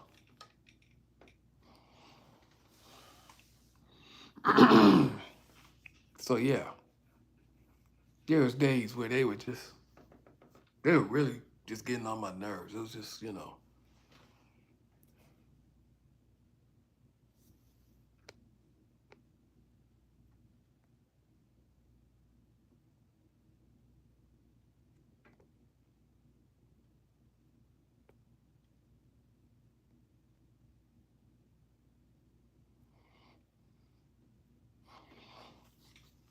yeah, you people at the mall, the people at the mall, you people. I don't know if you was at the mall, but yeah, you the people at the mall, you people get getting on my nerves. Y'all wearing me out. Somebody gave me another dollar something some change. I appreciate it. $1.99. There you go. Yeah, I got like 57 people in here, man. So like, hey, all y'all should give me like $2. The ones who didn't, just give me $2. You gotta be like a pimp. Pimp will tell you can't be afraid to ask for the money. All this other stuff you're doing, you can't be afraid to ask for the money. So ask for the money. Give me $2. I ain't even asking you for a lot.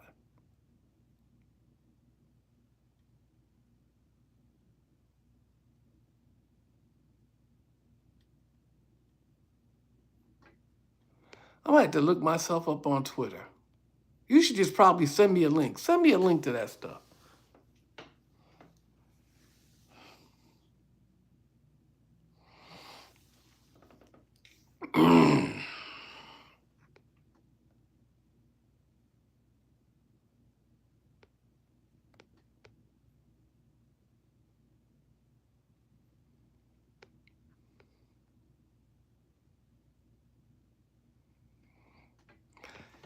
You know what? I would do it again. If I go back in time, I would do it again. And the only thing I would do differently was I would keep all the video. Everything. Because believe it or not, me working at that mall collectively for a year and a half,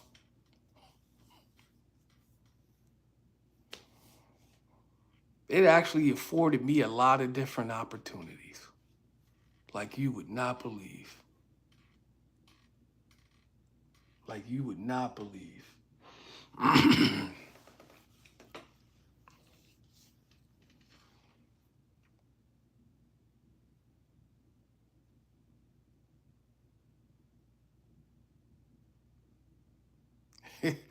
Send you $2.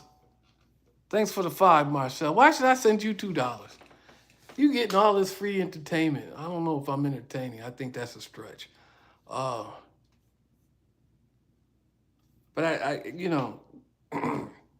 you do get the benefit of the things that if you've been here on this channel long enough or this live long enough, are the things that I've been trying to tell you. Like,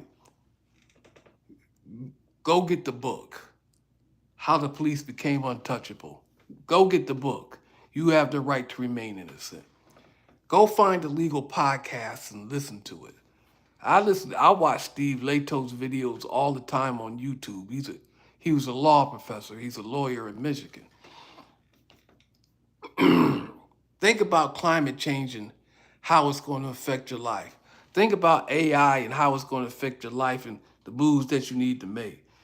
Maybe you should subscribe to the Wall Street Trapper, right? Maybe you should subscribe to Earn Your Leisure. Uh, you know, don't focus on nonsense. Focus on other things. Bring other things into your life so they can change your mindset. Like the Wall Street Trapper said, guy told him, well, I can invest $1,000 and it won't change my life. He said, no, it won't change your life, but it will change your perspective. And the change in perspective may change your life.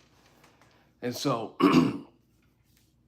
So when I sent messages to Halima to no longer read them, so I just, or I said stuff to, said some things to Krishana, or I said some things to this woman over here, or I said some things to Fred. I'm trying to add to their perspective to maybe change their minds about some things. And so I spend my time here when I do these things. I'm just not going to focus on bullshit. I'm going to give you the benefits of what I learned, or what I think is valuable and important. My friend, he'll tell you, Casey will tell you all the time, he'll be sitting in bed and, you know, with his wife, and I'd have sent him like 4 or 5 texts about shit. Whether he reads them all or not, I don't know. Whether Frazier reads that stuff or not, I don't know. I don't even ask about it anymore.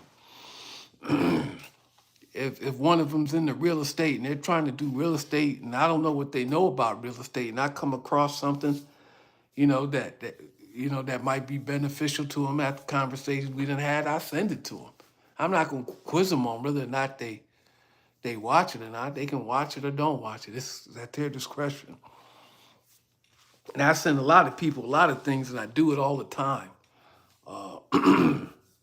So, and I'm just trying to add to your perspective. That's what the Wall Street Trapper is doing. He'll tell you his story. I watched his story on,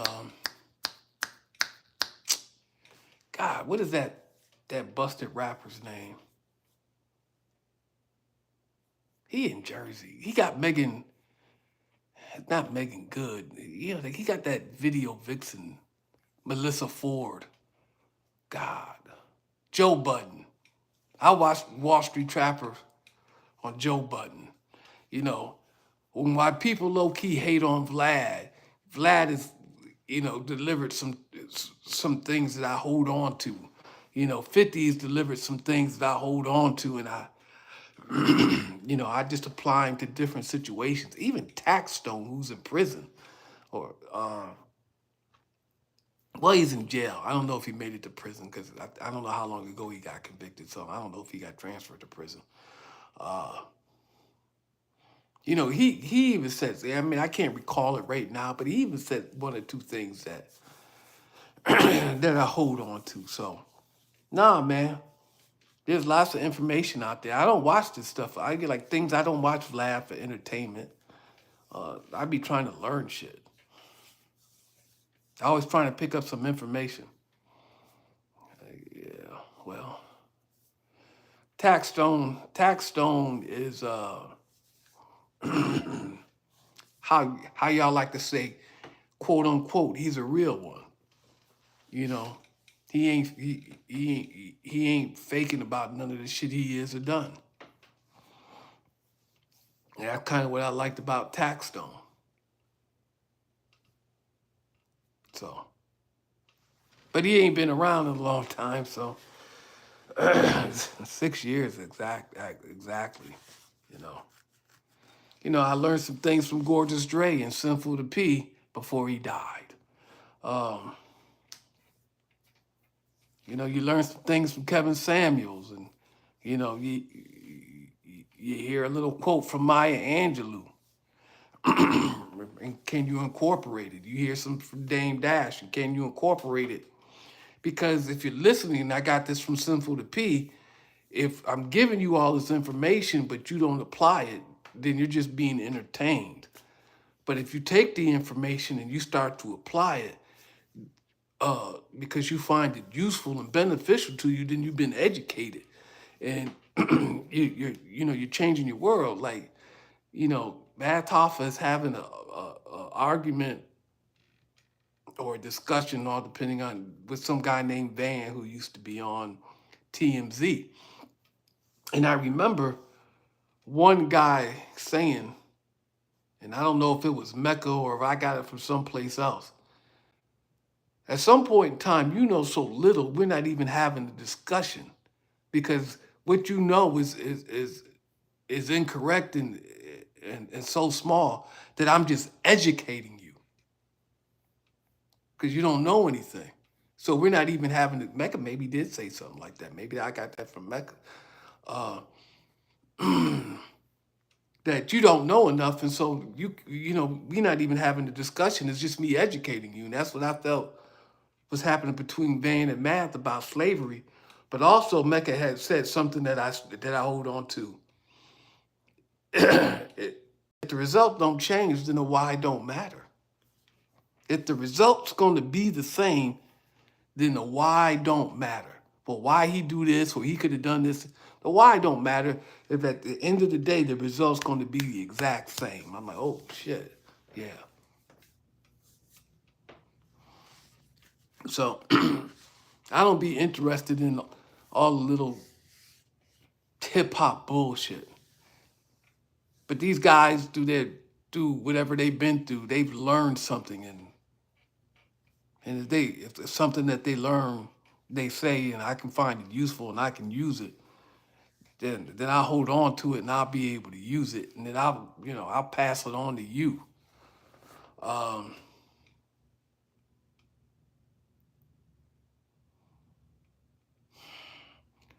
and I you know and I and I got this back in the '80s from a millionaire on Oprah, and I've said this before. He said, "Money isn't everything. The lack of it is." And and it's hard to tell someone who doesn't have any money that money won't make you happy. You just enjoy the things that money can do for you, but they actually won't make you happy. So you have to have enough money where money isn't really a concern anymore. And then happiness is within it. If you were unhappy without money, you're going to be unhappy with money. So you're going to have to find that happiness is somewhere within you. You're just going to have to search for it, find it, and incorporate it into your life. And that's what that's about. And I told Halima that. Like, she thought financial independence was, not having to worry about whether the next check was coming in, not living paycheck to paycheck or worrying about the next check, like she couldn't miss a check or something. And I'm like, that's not financial independence. So clearly she didn't understand what financial independence was. And I told her, and she's posting pictures of money and a Bugatti and a mansion. And I said, listen, I can give you all those things. And that stuff ain't gonna make you happy. Right now, $80,000 a year would relieve your financial pressure. And then once you don't have that financial pressure, you'll be able to focus on some other things. But but those things ain't gonna make you happy. A Bugatti's not gonna make you happy. A mansion's not gonna make you happy. Go ask 50, right? Uh, a Bugatti, go ask T-Pain, who sold, with these radiators cost $6,000 a piece, and there's like six of them on this. There's like six of them on this car, and I can't just replace the one. I gotta replace all six. He sold the car, got some Ferraris or some shit, right? So none of that stuff's gonna make you happy. Like I told people, the last 2 years, with the exception of this year, I've done the best I ever have done, and I enjoy some of the things that I have. They're nice things. Okay, so what? They don't really make me happy. You think this $650 vacuum cleaner makes me happy? It's just a nice vacuum cleaner. That's all the fuck it is. I enjoy what it can do, but it's just a vacuum cleaner. I got 3 minis. So what? I got a mini, a backup, and then a backup. You could have one nice car. You could have one $50,000 car, or you can have three $15,000 cars. That if one of them went down, you can get in the other one. If that one went down while you're fixing that one, you can get into another one.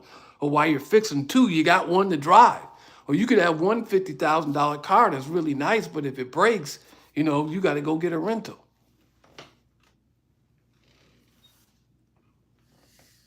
Right? That thing about having backups, that redundancy, oh, I got that from the United States Army.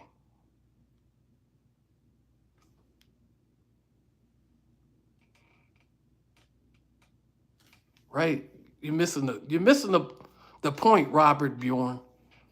I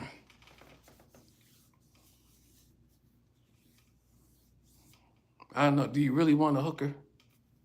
Is that what you really want? I don't know why you want the coke. What is that going to do for you? You just being a troll here? Probably. No, my minis don't make me happy. I enjoy them. Happiness is something different. Go get a dictionary, PC apes,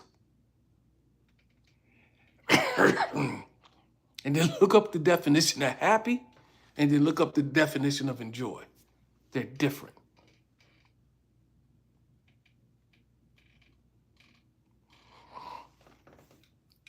Now, Chris, that's the same as money isn't everything, but the lack of it is. No, things don't make you happy.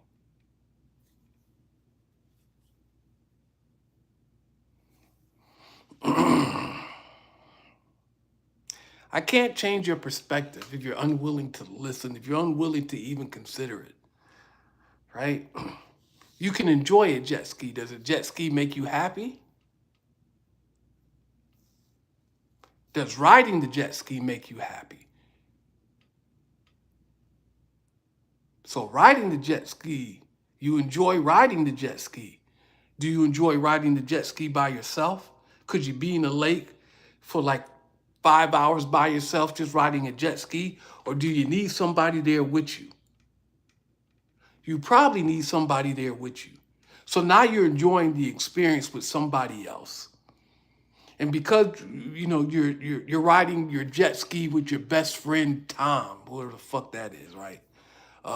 So it's Robert and Tom on some jet skis in the middle of Lake Erie, and we're having a ball. It's Tom and Robert having a ball. That makes you happy. It's not the fucking jet ski, especially if you can enjoy your time with Tom at a fucking bar, or you can enjoy your time with Tom in a fucking car, right? So it's not the objects, it's the experience that makes you happy, the interaction with Tom. Fuck out of here, Robert. You gotta pay attention, man.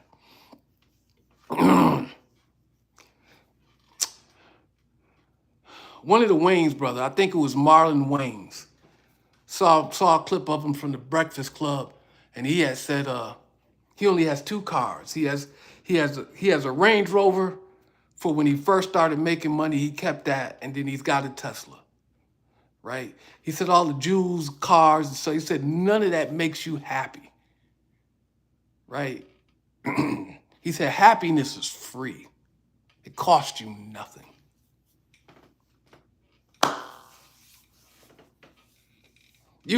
If you a happy person, and I know some happy people, she always struck me as happy. Patsy always strikes me as a pretty happy person.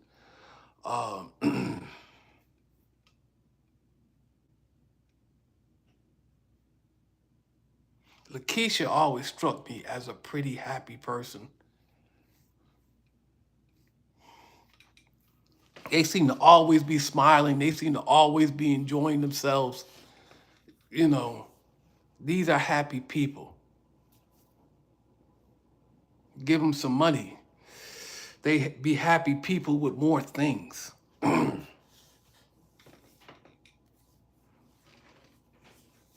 So,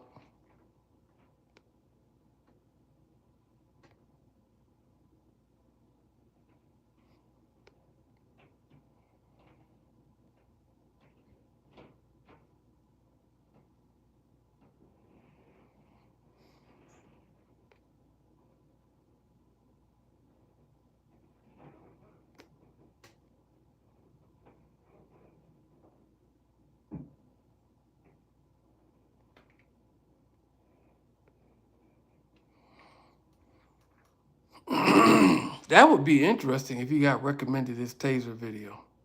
I doubt it, though.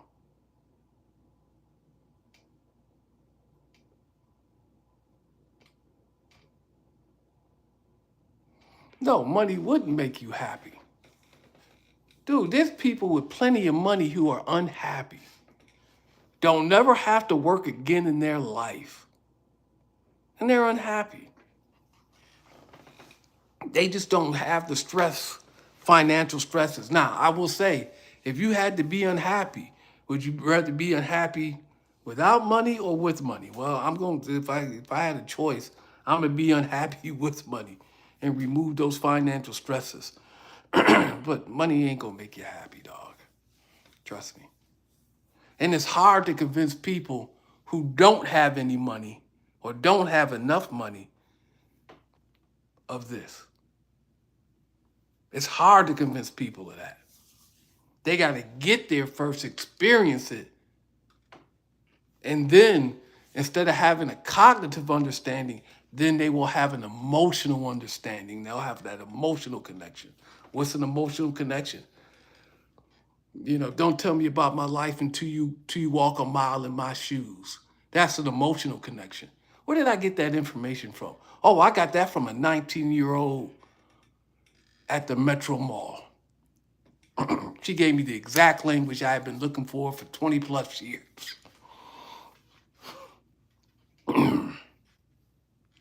So,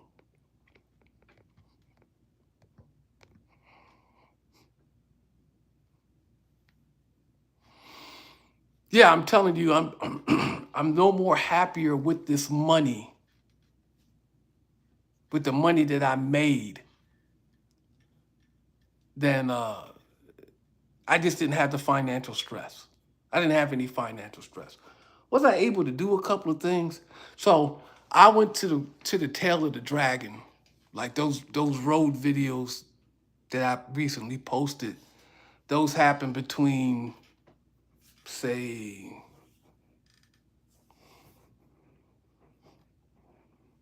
I think the 6th, the 7th, and the 8th. And I had the best time on the dragon that I think that I ever had, because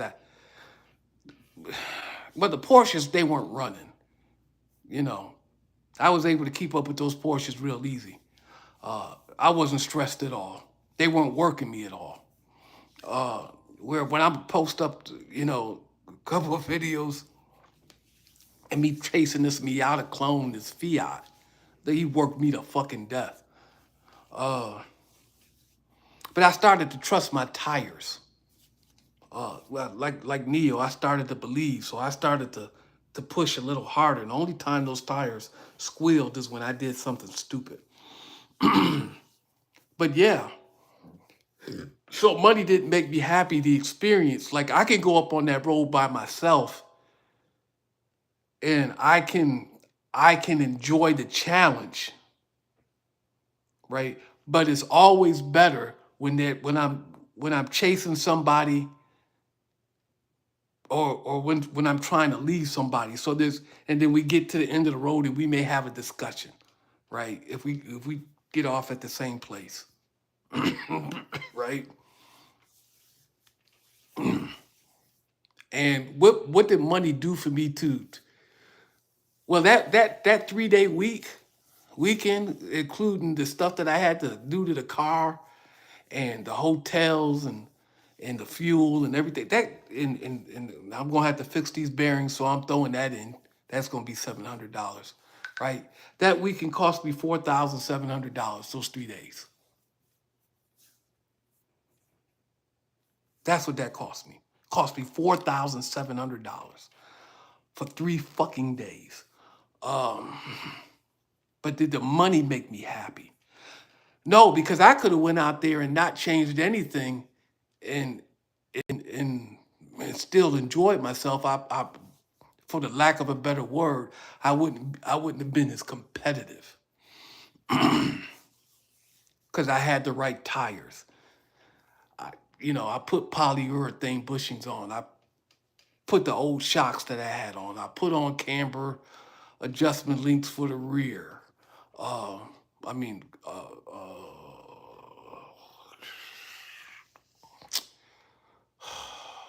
what are those things? I can't even think of it. They'll come later. right? You know, earlier I had changed the shift knob to something that I liked more.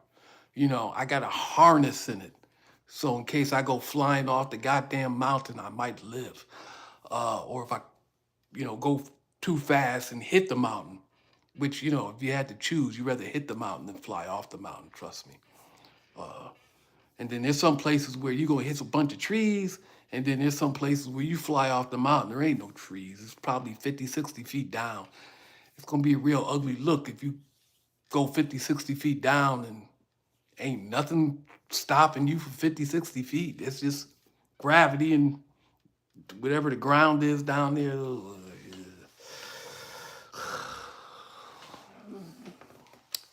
It's gonna be a bad look. But no, money didn't make me happy. You know, the challenge and you know me interacting with somebody, me enjoying the experience. But money didn't make me happy. You know, made me more competitive. That's about it. So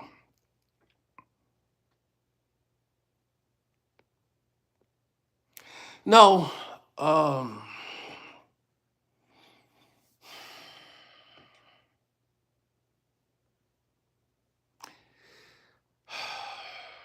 I don't have a wishbone suspension. It's some kind of arms. I can't remember the name of it. And it attaches to the arms, and those Hoskins things get a wee bit expensive. Uh,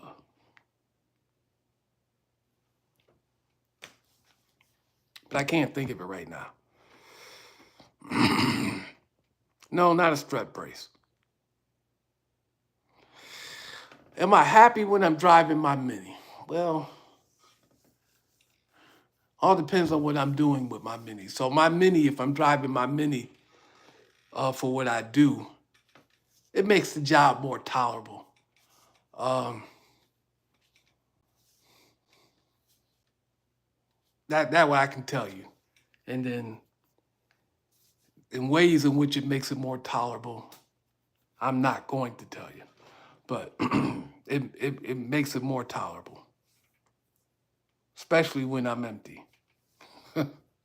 Especially when I'm empty.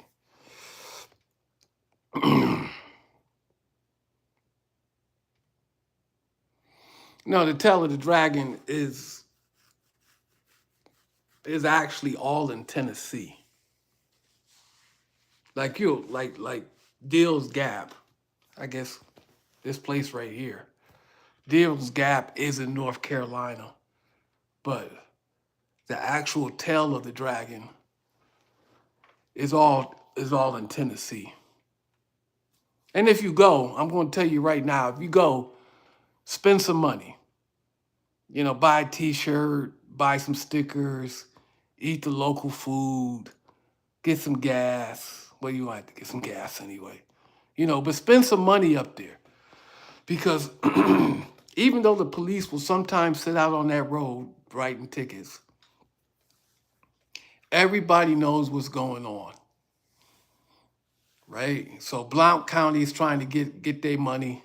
Tennessee State may be sitting out there, state police, you know, and they just trying to, you know, some people they just trying to get some money, right? But everybody knows what's going on out there, and you know, like Thursday, that Blount County sat out there. I swear to God, for like 4 hours. But Friday they was out there about an hour and a half, and Saturday they was about Tennessee was out there about an hour and a half, and he went away. Everybody knows what's going on, because as soon as he go, like you'll get warnings of where he's sitting on the tail, and you'll just fly up. You know, when you get that warning, you just slow down. You watch that Porsche video, right? You'll see us flying around, and all of a sudden we seem to slow down for no reason, and then about a minute, 30 seconds to a minute later, you see us ride by Tennessee State Trooper. Now, the 911 could have took off once we got out of his sight, but he didn't do it right away. So, but then once he was comfortable, he was far enough away, we were back at it. So everybody knows what's going on. In fact, they lowered the speed on that road used to be 50 and they turned it over to the park and they lowered it to 30 miles an hour, probably so they can write more tickets. So, but if you get a ticket out there, you better not complain. You just take the ticket. Take the ticket, right? Let them have their money. Everybody knows what's going on out there. And, you know, you taking a ticket, buying some things, it's a public road, you know. And they're letting you act real crazy for the most part on a public road. And crazy it is. Max risk will hit 100 miles an hour in them switchbacks. You know, guys with number plates on their bikes, man, they're flying so fast that if they make a mistake, it's shit, man, it's death.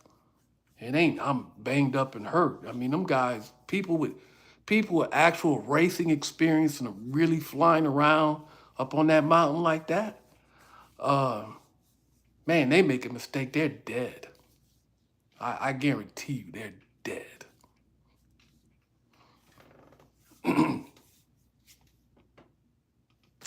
So there's that.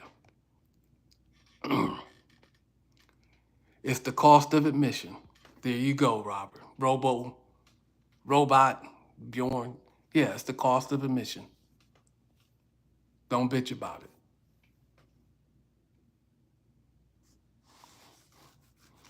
Yeah, so I took on the 1LZ, 1LE, the track pack Camaro, the one they built for the track. And I wouldn't call it me taking. Well, I took on two. One was, I don't know what they said he was looking for a camera. He wasn't fast enough. But the other guy I took on, 500 horsepower and the section width of his tires, more mechanical grip. So the Mini Clubman has 175, he's got 500. We left from the bottom going toward North Carolina, vroom, gone, right the fucking way. 500 horsepower on full display. Can't do shit with it. Thought I would be able to catch him when he got to the corners. He got slowed down because somebody was in front of him. But he was committed because sometimes it just takes commitment. He had the level of commitment, he had section width, and he had horsepower and gone. Nothing I can do about it. See you later, bye, peace. Rear wheel drive versus front wheel drive probably got a limited slip and I don't have one because there's sometimes I will come out that corner and you feel the tire just fighting for traction. So I had to back off to let it get traction. So, yeah. And that Mazda clone giving me hell. There's a 74-year-old white guy up there. If you look at my video, he's 74 years old in the GP with his wife standing next to him. He's got 300 horsepower. I got 175. But he's 74, so. But he's still getting around pretty good. There's a guy from Mini Hendrix up there. He had his wife sitting next to him, but he's in his 30s, right? Probably or late 20s. Oh no, he showed me the difference between 175, 100 horsepower and 300 horsepower. And he showed me the difference in the level of technology of a GP and what I had. And gone. Couldn't keep up with him. Keep up with him for a few corners, but he got me right away. And then it was slow. But in the end, I couldn't keep up with him. Came back the next day, a lot faster. Bama boy in his R53. He's working me to death, but he can get away too. He actually raced motorcycles. So all the people, for the most part, who can race would always get away from me. They raced. Rear-wheel drive, limited slip differentials, racers. Got a problem. Didn't have the money for the Cup 2s that I wanted to put on there. But the 4S's didn't let me down.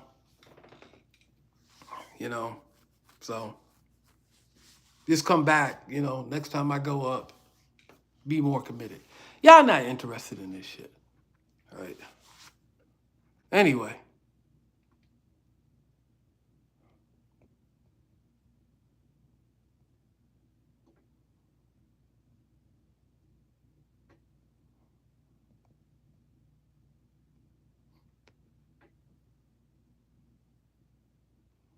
You mean stop making them in 2015? You can buy one new now. Oh, ZL1 1LE? Okay, you know. I don't know Chevys like that, man.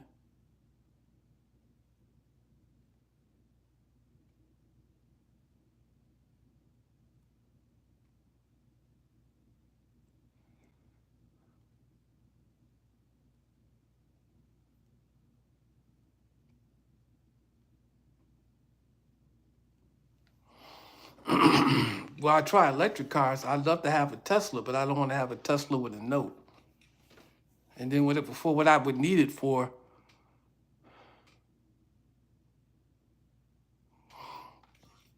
well, I got a fused ankle, Bjorn, from riding bikes, so there ain't no more bike riding.